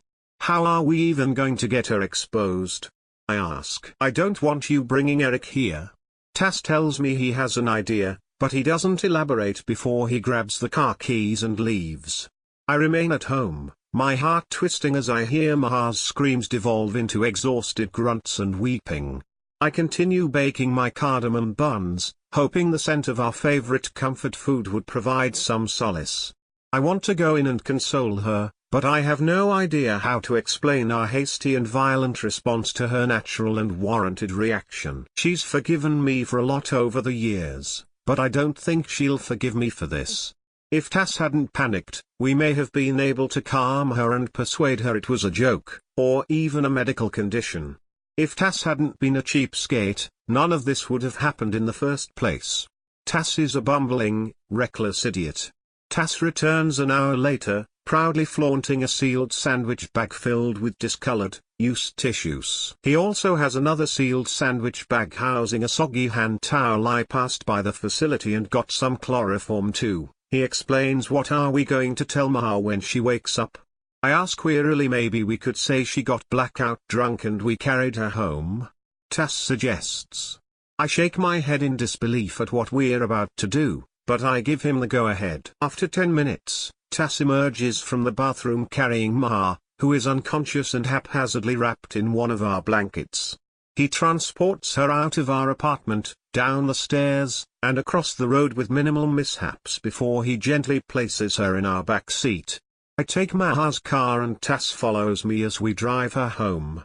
We find her house keys in her purse and, after almost dropping her by tripping on the stairs, Tass lays her down in her bed. He then waits in the living room as I get Maha in her pajamas, wipe off her makeup, remove her bracelets, align her slippers, charge her cell phone, place a glass of water next to her books, and set her alarm clock. I've slept over enough times to know her bedtime routine. I only omit one step as I decide against brushing her teeth. I place her clothes in the laundry hamper, then soak a cotton ball in nail polish remover and use it to wipe any adhesive residue off her skin. I notice she has a cut on her right index finger, so I disinfect it and cover it with a small plaster. Now it's my turn to wait as I sit in the car while Tass goes to Maha's room to deliver the virus. When he returns, we drive home silently, clean up, and go to bed.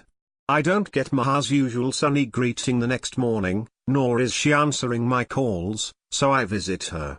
I show up wearing a full-face respirator mask, as per Tass's advice. Maha's in bad shape and hasn't left the bed, unable to put two words together or one foot in front of the other. She's feverish, suffering hallucinations, and choking on her phlegm.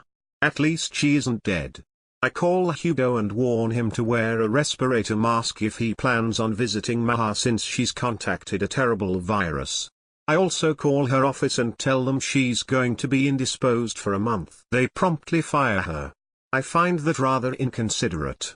Feeling guilty, I take it upon myself to babysit Maha through her delirium. I move to her house, making Tass promise not to get in any trouble while I'm away. I don't want any more catastrophes resulting from his thoughtless negligence. By the end of the second week, Maha has become more coherent. With a masked Hugo by her side, her first course of action is to kick me out of her house. I'm shocked, and hurt, but I oblige. At least her boyfriend can care for her, now that she doesn't need constant monitoring. Tass welcomes me back excitedly, but I'm not as happy.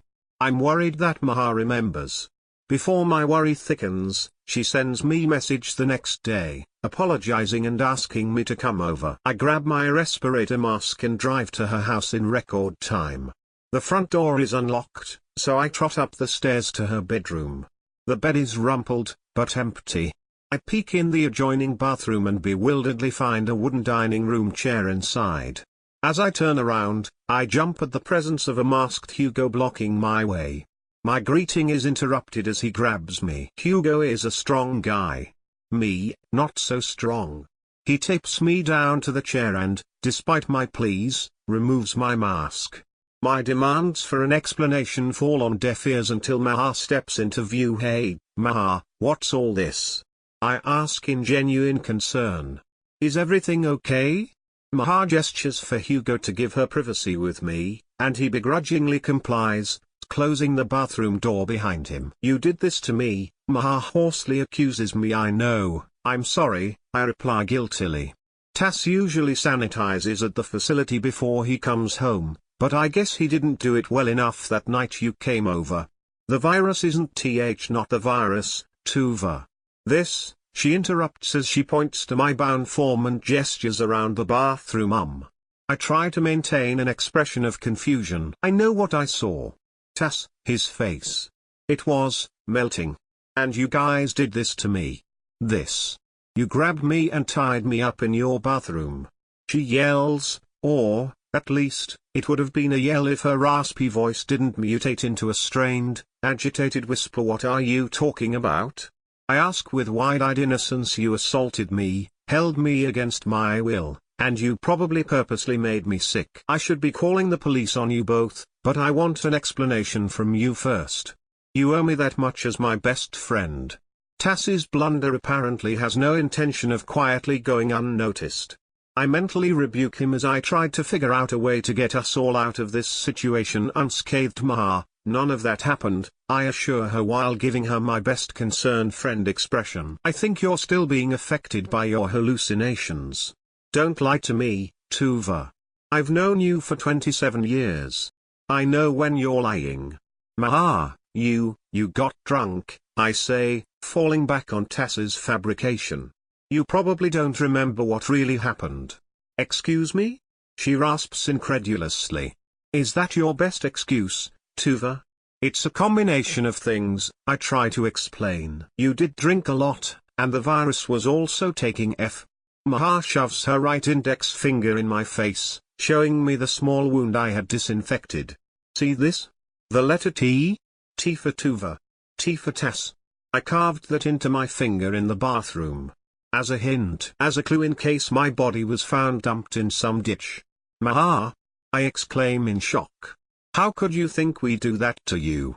How could you even believe these sick delusions? Explain to me, then, Tuva. Explain, she says with a weary huff. Because I've been going mad trying to understand what I saw and why my best friend in the whole world suddenly turned against me after her boyfriend's face started fucking melting. Maha, you got drunk. The virus were definitely starting to take effect too because, I didn't want to tell you this but, you threw my grandmother's priceless ashtray against the wall. You said there was a fish-faced monster lurking there, I explain, borrowing a character from her hallucinations last week. Maha stares at me. What? It's okay, you did apologize and tried to pick up the pieces, and that's how you cut yourself. You then freaked out from the blood, accused Tass of melting, and passed out. We wrapped you up in a blanket and let you sleep in our tiny bedroom for a while. Maybe that's why you thought you were restrained in the bathroom, I suggest. Maha continues to stare at me, skeptical and bewildered. I don't blame her. My story is ridiculous. I'm just counting on her kind-heartedness, and her virus-addled mind, to see me through when you weren't showing signs of waking up anytime soon. We drove you home and I helped you settle in for the night. If I had known you'd contracted the virus, I would have slept over, but I didn't. I'm sorry, Maha. And I'm sorry all this caused you to lose your job. I give her my puppy dog eyes. I promise to help you find a new one. Maha's expression shifts through a multitude of emotions before it settles on realization and regret. Oh, Tuva, I'm so sorry. I didn't mean. Was the ashtray salvageable? I know how much it meant to you. I shrug with a small smile. It doesn't matter. No ashtray is worth our friendship. I reply, making note to hide it the next time she visits. It seems that her tension was all that was keeping her up, because she now slumps down to the floor and heavily lays her head on my lap. I'm so sorry, Tuva. I don't know what's gotten over me. This virus, it's driving me mad. I know you'd never hurt me, I know. She sighs as she weakly picks at the tape around my ankle. And this is how I repay you for taking care of me for 2 weeks. It's okay. I've always known you had a kinky side, I reply jokingly. Maha begins to laugh, but that quickly evolves into violent, productive coughs. Hugo bursts into the room, ready to support his girlfriend. I'm certain he heard everything. He helps Maha back to bed, and she tells him to cut me free. As he's doing so, he whispers to me suspiciously, "How come you didn't contract the virus 2 weeks ago?" I don't know, maybe I'm immune? I suggest innocently. Even through his respirator mask, I can tell he doesn't buy the extent of my involvement in his girlfriend's distress. I don my own mask and return home. I should be feeling relieved, but, instead, I just feel dirty for lying to my best friend. I keep reminding myself that at least she's still alive. I tell Tass what happened, and he's pretty pleased with himself that his plan went accordingly. I guess we're lucky.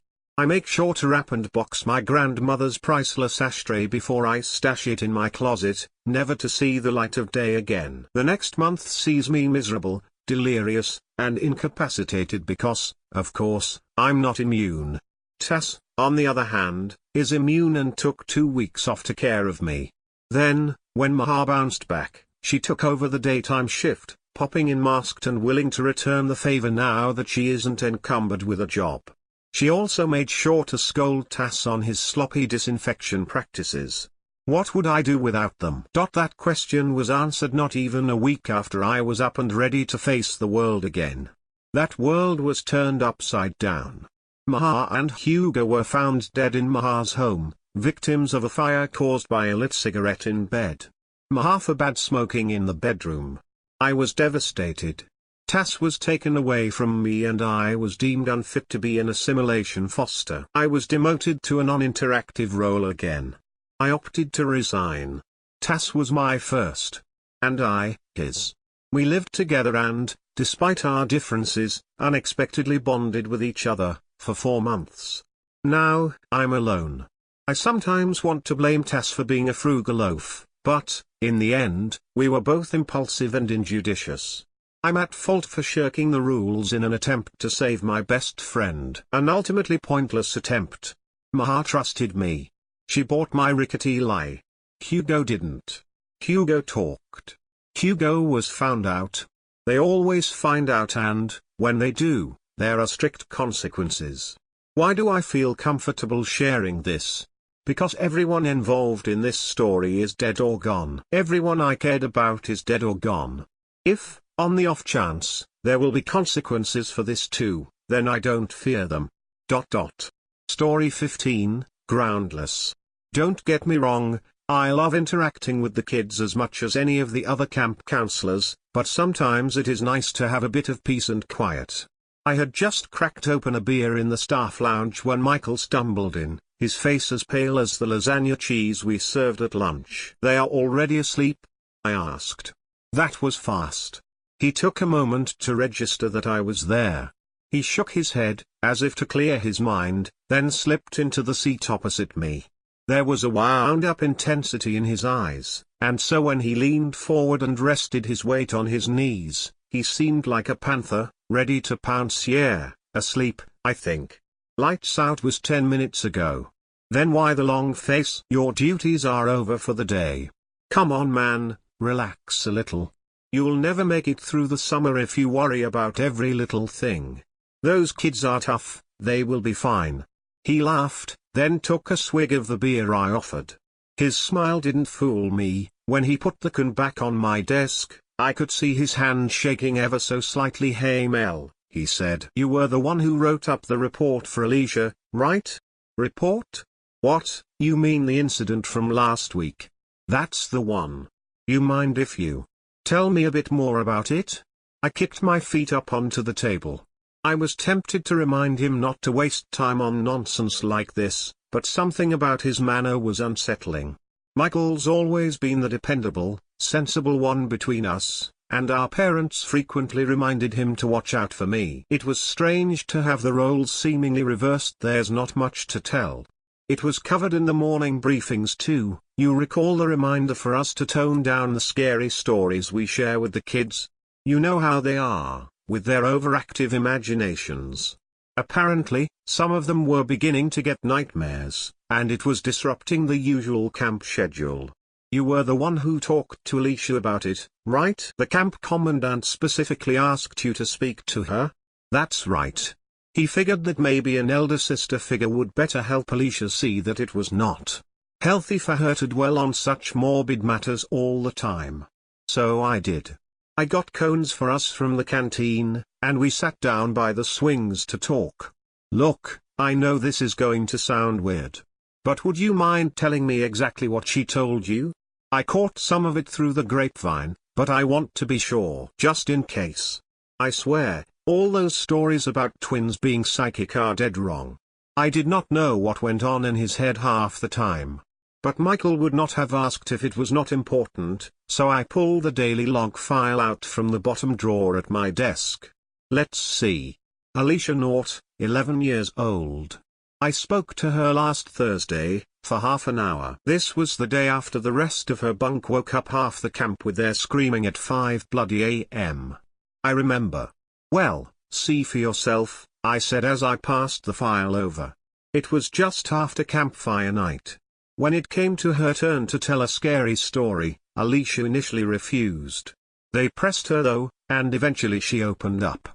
She said that she had special powers which allowed her to see underground. Like, right through the soil and such. Apparently, there's a limit to how far down she can see, but on most occasions she's able to peer perhaps, 20 feet down. She's a living, breathing metal detector, if you will. She also added that her powers are not limited to finding metal.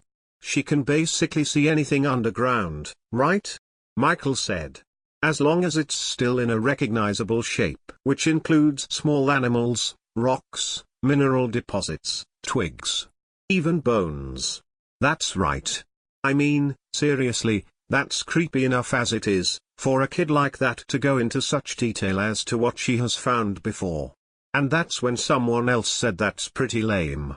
So Alicia then claimed that when her parents took a wrong turn on a road trip the month before, and they ended up at Two Springs. You know, that town about 50 miles north of here. She got a really bad vibe about the place. She activated her powers on a whim, and that was when she realized just how messed up the place was. She saw zombies, right? That's what I heard. Not exactly. The kids are not great at retelling stories, and honestly, by the time the rumors made their rounds and circled back to me, I even heard it depicted as dragons and demons too.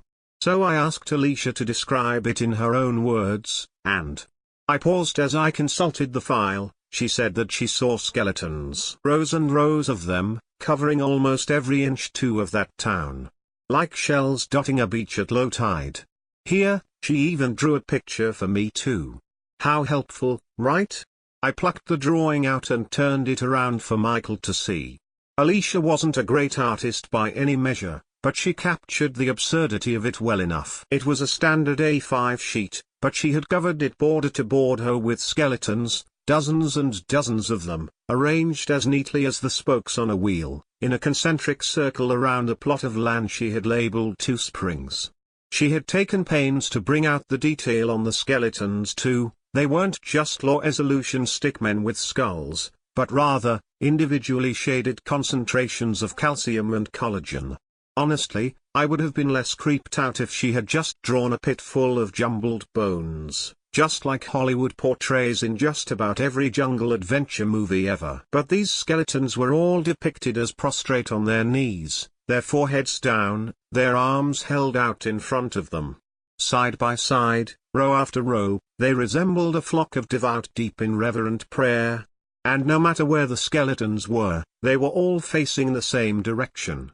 Towards a single, double-storied building in the center of town, with a sharpened cross on the top. Windowless, dark as the finest onyx, not so much constructed by man's hands, but birthed straight from the depths of the earth. What are they doing, these skeletons?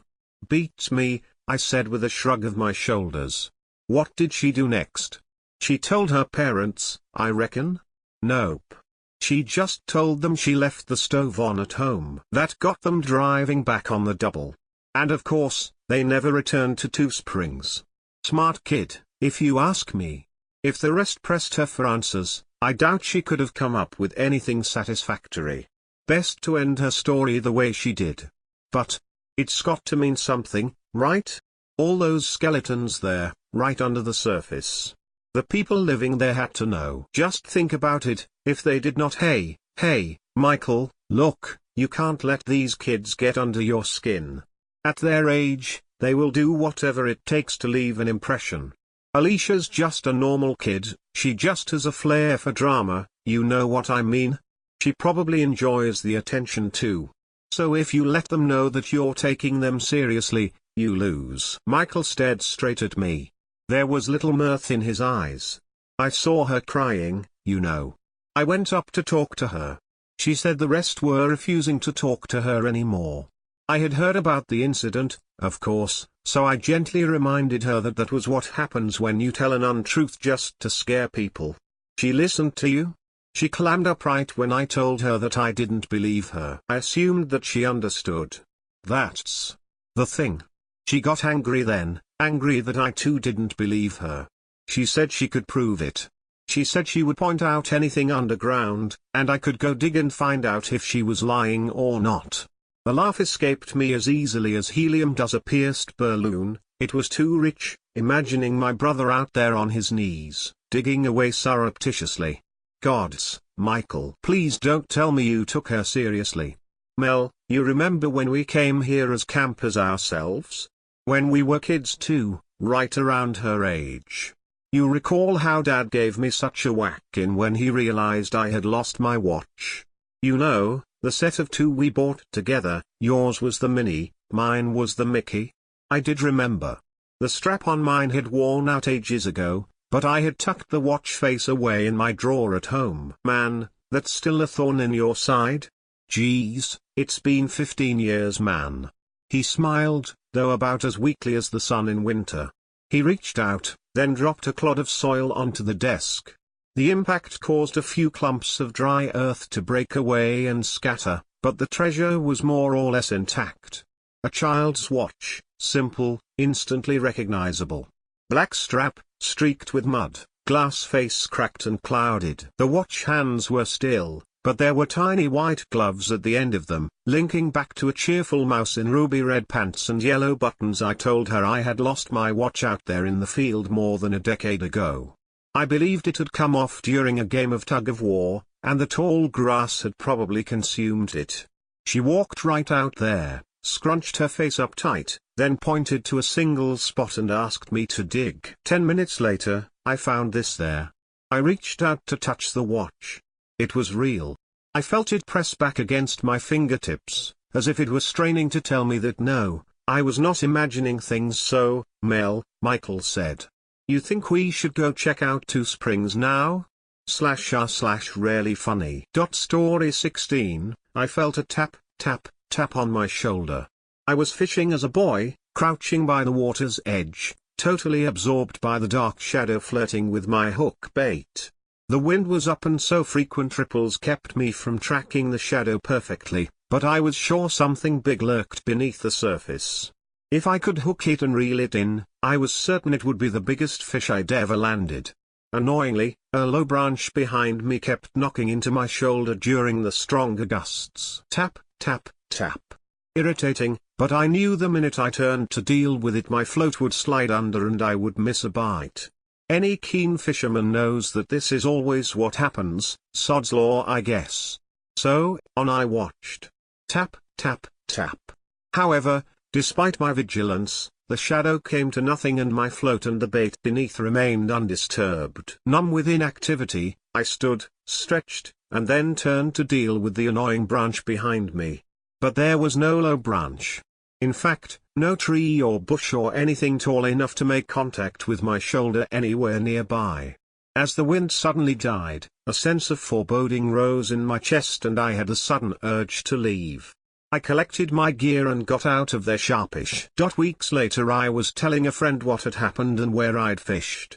It was a small pond on Leicestershire farmland, England, well hidden from the local lanes and footpaths. Years before, it had served as a watering hole for a farm's grazing animals and was fed by a tiny stream which ran along a shallow fold in the landscape. My friend told me that he knew the pond but no one ever fished there because it was known to be haunted. He explained that, during the Second World War, a German pilot had bailed from his stricken aircraft nearby. Severely burned and injured, the pilot stumbled along the stream to where it met the pond. It was a windy day and the noise of the wind silenced his slow, agonizing shuffle. The pilot could just make out a small figure crouching by the waterside, a small boy engrossed by his fishing. Unable to speak because of his trauma, the pilot tapped the boy's shoulder in hope of assistance. The boy turned and, horrified by what he saw, leapt up and ran away as fast as his legs could carry him. Upon arriving at the nearby farm, the boy relayed his terrifying experience to a herdsman who, realizing what must have happened, rushed to the pond to try and help the pilot. Tragically, by the time the herdsman arrived, the pilot had succumbed to his injuries and was lying dead in the spot where the boy had been fishing. Buried according to wartime practices, the pilot's spirit is said to linger on at the pond, desperately searching for someone to help him. Should you ever fish there alone, you may just get a tap, tap, tap on your shoulder. Story 17, Open Your Eyes. I've never been a huge fan of the horror genre. As a kid, I got a hold of a book, Scary Stories to Tell in the Dark, and naturally, I was scared out of my mind. I even slept in my sister's room for 2 years, trembling under the covers, jumping at every creak and pop that my house made during the night. I knew it was just my parents moving around or the house settling, but what if it wasn't? I was certain that if I ever let my guard down and ignored the sounds, the creaks would be coming from a monster, creeping up the stairs to get me. Those aren't footsteps, I would tell myself at 3 in the morning, trying to convince myself that monsters weren't real as I heard rhythmic creaks outside of the closed door. It's just the house settling. Yeah, I was a complete coward. In middle school, I finally moved back into my room, and in high school, I was able to sleep a bit more peacefully, shoving my intrusive thought of monsters to the corners of my mind. By the time I was in college, I had almost scrubbed the memories of the nights that I had lay, cowering in fear of house noises, out of my mind. However, one night changed everything. My junior year of college, I moved into an apartment with a friend, Julia, who was almost never home during the day. She was always out drinking or partying, but she always came back before I was in bed. Always. So by 2 in the morning, I was getting worried when she didn't come strolling through the door, supported by her other friends who were more sober than her. I eventually called her, and her boyfriend, Evan, answered. "Hey, Julia won't be home tonight," he shouted over the pounding music. "She's staying with me." Before I could protest, the call was dropped. Muttering curses, I glanced around the dark and shadowy apartment.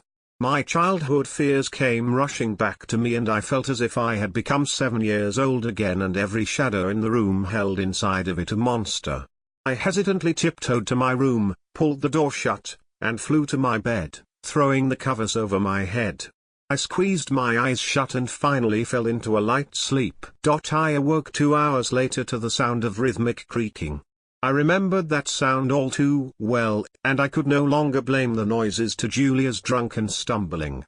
I tried to steady my hurried breathing and calm my pounding heartbeat with deep breaths.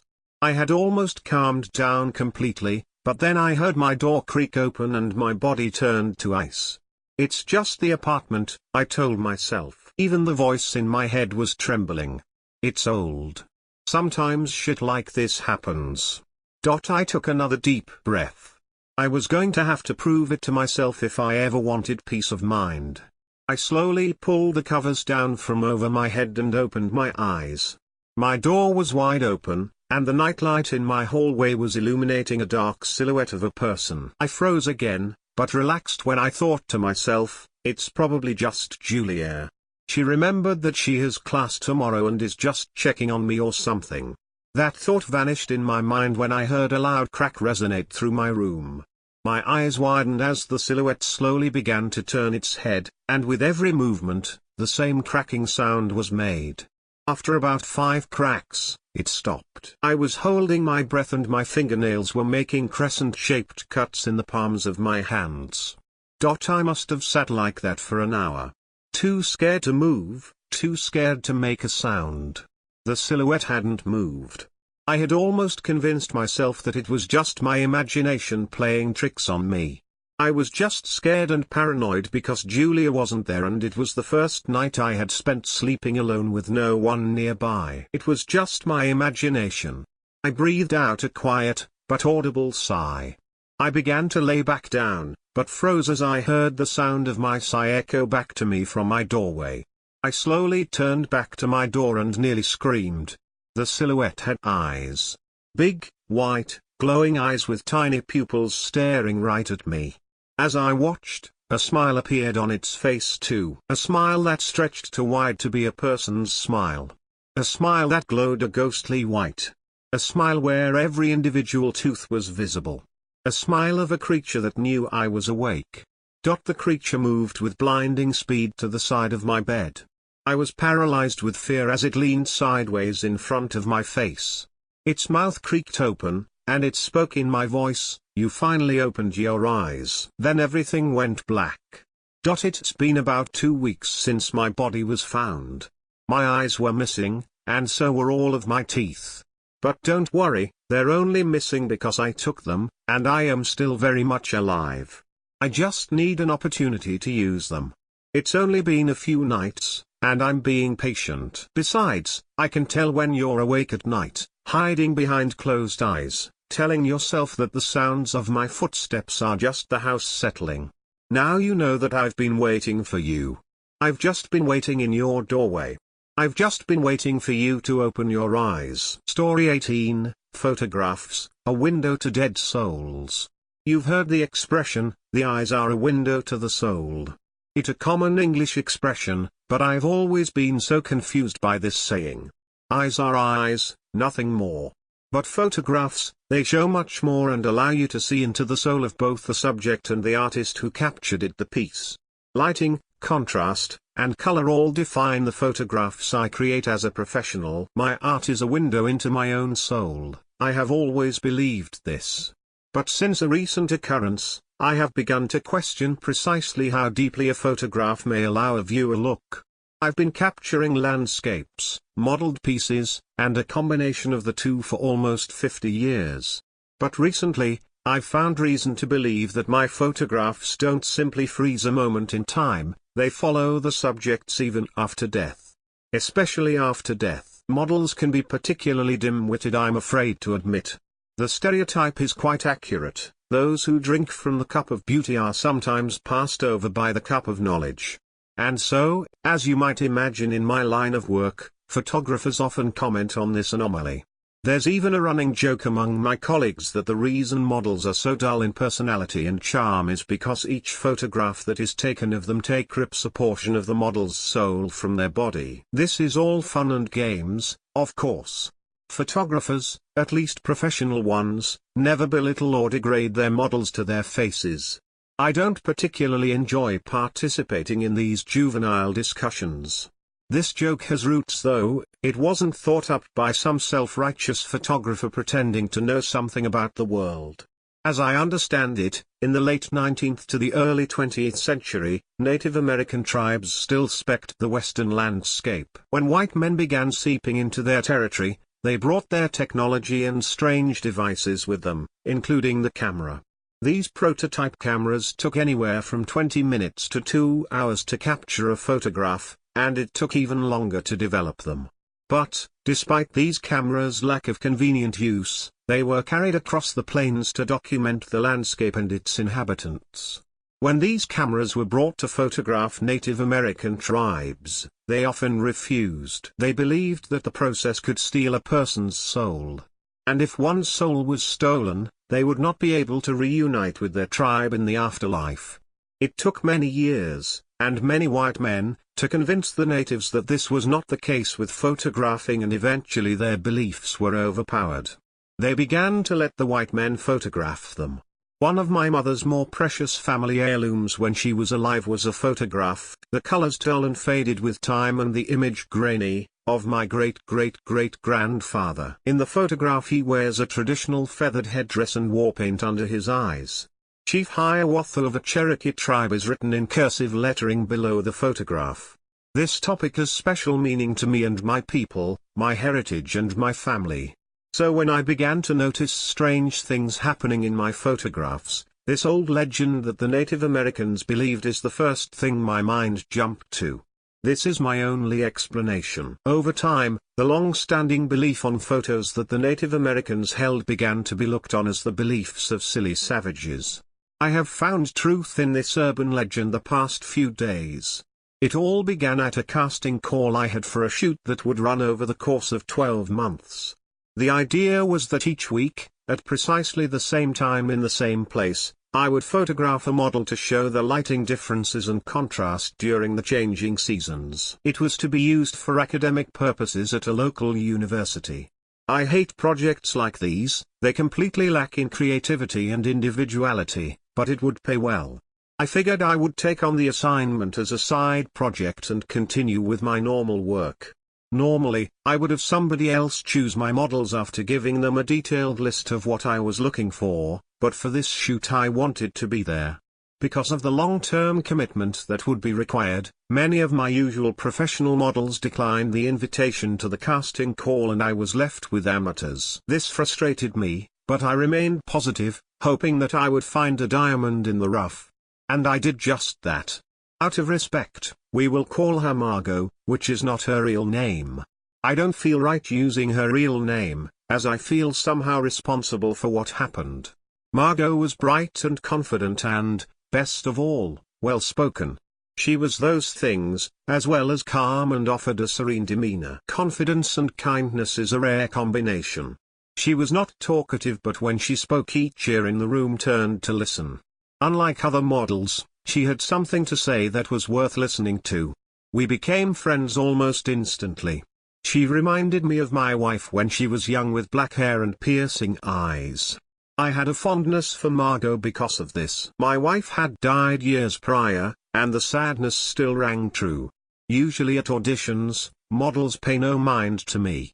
I am an old Native American man, and I usually stand in the corner. They assume I am a janitor or secretary and ignore me completely until I am introduced as the head photographer, then they usually rush to shake my hand. This is why I avoid casting calls. I don't enjoy being fawned over or kissed up to. But Margot was different. She made eye contact with me first when entering the room. She shook my hand first. Before the audition was over, I had already decided that she would be my model. We began the shoot mid-November of 2017. I had chosen a beautiful spot in the Rocky Mountains that captured the sunshine flooding the valley behind where the subject would stand. The chosen time was each Wednesday at 4:30 p.m. Margot would wear the same outfit for each shoot, and it was chosen to be a white t-shirt and regular blue jeans. The first few weeks were shot beautifully, the light was yellow and reflected off of the changing leaves in golden shimmers. Margot modeled perfectly. She was keen to procedure, despite her being an amateur. She stood exactly where she was supposed to and was never a moment late. As a matter of my own personal principle, I always take two of the same photograph. One digital and one film. I learned to photograph on a film camera and have always loved how soft and subtle the light shines on film. The colors, although less vibrant, have a vintage look that remind me of who I was before I inhabited this old body. The digital photographs would be slightly retouched and then sent to the university executives that oversaw my project. I kept the film photographs to keep as a part of my own personal collection. Over my 5 decades of photographing, I had acquired countless photos of family, strangers, models, and landscapes that I kept in my attic. Margot's photos were no different. Each time, I took one on my digital camera and one on my film camera to be developed later in my darkroom. As we slid through December and into January, the shoots became less enjoyable than they were in the late fall. The lighting was always too dark and the pictures never came out just right. But that was the point that the project was trying to show, I suppose. Different seasons and times produce different lighting and contrast. I only began to like the photos again in mid-March. The light grew softer and brighter and the trees began to grow leaves again. Not to mention the working conditions were more enjoyable because it wasn't below freezing outside anymore. But just before the best was to come, tragedy struck. One Wednesday afternoon, while traveling to the spot we had traveled to almost 20 times previously, I sat in the passenger seat, with Margot and the lighting assistant sat in the back. Suddenly a front tire blew and the driver lost control. We rolled down the canyon cliffside and landed 150 feet below in a ravine. Margot did not survive. I attended her funeral a week later. I provided the photo that would stand next to her closed casket. I chose to use the first photo that I took back in November. The yellow light and shimmering leaves were as beautiful as I remember them to be. Even though I liked the film version better, I used the digital version because the quality was better when it was enlarged. I offered the photo to Margot's family as a keepsake, but they declined. They were not outrightly angry with me, but I think they believe me to be the cause of her death. I believe it too. I didn't know Margot well, but death does strange things to the mind. Margot's loss felt like my wife's loss all over again. I sank into a depression and halted all of my projects except Margot's. The university executives coldly suggested that I find a similar-looking model to finish the project when I delivered the news of Margot's death. The students won't notice a difference, they had said. So I found a similar-looking model and continued the project so I could pay my rent. The new girl was dull, and I hated her. I didn't want the photo that had stood by Margot's casket, but I didn't have the heart to throw it away. So, I stored it and the other photos of Margot in my attic with the rest of my film collection and old memorabilia. Since then, I largely forgot about the photographs of Margot and moved on with my life. Over the months, I picked up more projects and began enjoying my work again. Creating has a way of pulling you from any deep and dark hole that might consume you. But a few days ago, on August 14th, which marked the 6-month anniversary of Margot's death, I felt the deep sadness creep upon me again. I decided I would visit the attic and reminisce on my younger years and the things I had created, but when I pulled the ladder from the ceiling and crept, with my old bones and creaking joints up and up and up, the temperature got cooler. This was unusual, as my attic is not connected to the central heating and cooling system, and thus it reflects the outside temperature. In the middle of August, I expected the temperature in the attic to be in the mid to high 80s. I kept climbing and found myself wishing for a sweater. But my old bones only had so much in them. I was afraid if I went down the stairs, I wouldn't be able to go back up again. I walked between the rows and rows of stacked boxes to locate the photo that stood next to Margot's casket. It was covered in a terry cloth sheet in the corner of the room, and when I removed it I found it as beautiful as I had remembered it. The yellow light, my favorite part, and Margot both shined brightly. Though, now the photo was flecked with sadness and guilt. I wept for Margot's loss and for my own losses over the years. I located the box that contained the film photos of Margot, the title on the box simply being M. 2017-18, as I opened it and pulled a small stack from it, my hands began to shake at what my eyes saw. What I thought to be a trick of the light manifested itself in full horror. The landscape and lighting behind Margot had remained the same, but where Margot had once stood was now left without her presence. Instead, a rotting skeleton, thin and shriveled with protruding eyes and straw-like black hair, replaced her. I dropped the box and stood staring at my feet and the pile of photos. Without thinking, I rushed to the first box I had ever stored here. The title read My Sweetheart, 1968 to 2006. I had not opened this box since her funeral. Inside I expected to find the photos I collected from my wedding and other events I had shared with her throughout my life. This box was largest, as I had taken thousands of film photographs over the years I spent with her. When I opened the box, I removed the first photograph that I had ever taken of my darling and inspected it closely. Instead of the youthful-looking young woman with long black hair and piercing eyes I remember so clearly, I found a rotted corpse again, mouth agape and skin shriveled like old parchment paper. I pushed through the photographs, looking for one that hadn't been touched by the poisonous hand of death, but found none. Since then, I have burned my film photograph collection. All of the people in my photos that are now dead were replaced by a rotting corpse. It seems that photographs, at least film ones, can capture a piece of the subject's soul. My photos held fast to that piece of soul, even into death. Second edit for clarity. Story 19, The Black Volga. Russia is a riddle wrapped in a mystery inside an enigma. Winston Churchill may have said that in 1939, but it was an accurate depiction of the Soviet Union through the 1960s and the 1970s. The unsolved death of my friend during those times was an enigma that had given rise to much speculation of the Black Volga Poikali. Anastasia exclaimed as she waved. The date was April 13, 1961. Vostok 1 was launched the day before from Baikonur Cosmodrome, with Soviet cosmonaut Yuri Gagarin aboard, making him the first human to cross into outer space. Poikali. I repeated as I made my way over to her. Gagarin's first word at liftoff was Poikali, which translates to "let's go, would you care to grab some breakfast?"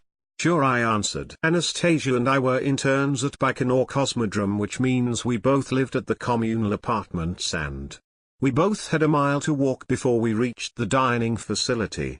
I took a glance behind us as we walked down the dirt road. Not many people drove in the Soviet Union, especially in middle of nowhere Baikonur. With the exception of the Cosmodrome, it was an endless desert as far as the eye could see. Suddenly, I heard the rumbling of an engine and a high-end limousine drove by. Anastasia whistled. A Black Volga. The first delegates must be arriving early. I wonder which guest that might be. Over the next couple of days Baikonur Cosmodrome was expecting an entourage of special guests. Delegates from the Central Committee and the Council of People's Commissars, delegates from the Americans' National Aeronautics and Space Administration, and even Nikita Khrushchev was expected to arrive. The hairs on my arms and the back of my neck bristled as an uncomfortable feeling tingled down my spine. I stared at the trail of dust for a brief second before glancing a look back. I was certain that I didn't see that Volga approaching. Anastasia and I eventually made it to the dining facility. After breakfast, I promised that I'd walk her back to the apartments after our shifts. Poikali. I heard as I walked down the steps from the administration building later that evening. We talked as we started our trek back towards the apartments. Vostok 1 was celebrated as a great triumph of the Soviet science and technology which demonstrated superiority of the socialist system over capitalism. Yuri Alexeyevich Gagarin became a celebrity overnight. Do you think that he'll be presented the Hero of the Soviet Union medal? I asked. The sunset changed to hues of orange, and then almost a red which cast a rusty haze over the desert. I peeked a glass at Anastasia when she didn't answer and noticed that she stopped walking. I followed her stare and saw the Black Volga parked on side of the road just a few dozen yards ahead. It seemed to have manifest from nowhere. Cautiously, we approached. The Black Volga remained parked and we observed that it was a very high-end polished limousine with white curtains that covered the windows and matching white rims. We noticed that the driver's side window was rolled down and Anastasia and I both froze. The driver was an elderly pale nun. She wore a tunic covered by a scapular and cowl and a thin veil. Hello. I stuttered, but the nun simply scowled. Anastasia and I spared a glance at each other before I managed a nod with a smile and began to walk. The Volga remained parked and I felt the nun's eyes digging into me. Hours had passed since the encounter with the nun, but I laid restless that night. I couldn't shake a feeling of impending doom. I began to feel short of breath and a slight pain in my chest. With a hand over my chest, I felt my heart rapidly fluttering and I believed I was having a panic attack. At that moment, I heard screams down the corridor. The screams echoed throughout the apartment and with a heart-wrenching clarity, I knew it was Anastasia. I shoved my way past the tenants that had begun to crowd the halls. Anastasia. I shouted as I pounded my fist on her door. Anastasia, are you okay? The screaming had stopped, and a silence filled the air as a few neighbors helped me pry the down open. The sight before me had haunted me my entire life. Anastasia was on her back, sprawled across the bed, with her head hanging off the side. Her mouth was slightly open and her lifeless eyes stared back at me. Through the window I could see a black Volga silently driving away, leaving a trail of dust in the night sky. Story 20, The Slaughterhouse Illusion. If you work, or have worked, in mental health, I need your help. I tried posting this on all nurses but they took down my post. Someone told me I might have better luck here. I sure hope so, because I can't ask my co-workers if it's normal, and risk them saying no. So for those uninitiated, when you work in inpatient psych, you round on everyone frequently. In order to keep patients safe, we do a lot of monitoring, 24 hours a day. Even when they're sleeping, we check in every 10 minutes. Then we write down their position and behavior on the rounds, which eventually go into their chart. I work nights, so aside from printing our paperwork around the beginning of the night, and medpass in the morning, rounding on everyone makes up a lot of my shift. It's pretty simple. You just poke your head into each room and make sure there's one patient per bed and that they're breathing, but not visibly awake. Sometimes they might be awake and need something, but it's usually nothing major. My patients can be unpredictable, sure, but they're not evil, and most of them will just ask for something and then get back in bed. No big deal. But of course, there's always a little flicker of dread when you look into the dark room. There's the stories about finding someone hanging when you round. We have motion sensors to alert us if they get up, but no sensor is completely perfect. Sometimes they break down or go out, too. Besides, there's lots of ways to kill yourself that don't involve hanging from anything. And there are more ways to die on a psych unit than suicide. Seizures and delayed allergic reactions from meds that have a time-release coating, accidental overdoses whose symptoms are masked by sleep, even regular old heart attacks have taken lives here. It's not so much that you're scared of the patient. More that you're scared for them. What if something happened to them, and you weren't there? There are other things too. With the ceiling lights off in the patient rooms, and just the weak, ambient glow coming in from the hallway, it causes the shadows to bend and twist, and sometimes you see things. Half silhouettes, shawled shoulders and bowed heads. Once I could have sworn that I saw someone standing over a patient's bed, and I ran in to get them away. But there was just the patient, still and asleep, and his roommate, who hadn't moved either and appeared to be trying to snore cracks into the drywall. I remember rounding twice. I remember pacing the halls. But when we counted, and recounted, everyone was asleep. Everyone was in their bed, asleep. This phenomenon, it has a name. They call them the shadow people. And I'm not really here to ask about them because every psych ward has a few. They're well understood, and they're normal. Almost all the other night nurses, they've seen them too. If this were just about the shadow people, I wouldn't even be looking for answers, because they're just a part of the specialty, just something you live with. I'm here about something else. Sometimes, instead of seeing an empty room, or a hooded figure poking out of the closet, I see other things. Terrible things. You hear about finding someone hanging during rounds. Well, I've lived that reality. I've seen the swinging body and the crumpled legs, bent knees dragging on the ground. That's how they do it. They don't jump. Not here. It makes too much noise, and when they go they have to be quiet, too quiet for us to stop them. So they don't perch on anything or jump off of anything. They just get low and they get so quiet and so still that it almost makes its own noise, the sudden ceasing of their constant turning and muttering in their sleep. I've heard about it, and seen it, but there's no record of a suicide when I was on the floor. Because what I saw that night wasn't real. When I saw him hanging there, I raised a call for help and ran in. I turned my head for 2 seconds, to make sure my tech heard me. And when I turned back, there was just a single, sleeping patient and an empty, sheetless bed. No roommate. No body. No noose made out of a pair of ratty sweatpants. I told the tech that I thought I saw the patient getting up out of bed. She looked at me funny. Of course she did, because this patient had never fallen or had any kind of issue in his room. He was polite and pleasant when we woke him up in the mornings, he'd never even wobbled when he walked around the day room, let alone given me reason to run into his room like that. Well, was he doing anything? Did he need to use the bathroom, or? I mean, no, but he's a fall risk.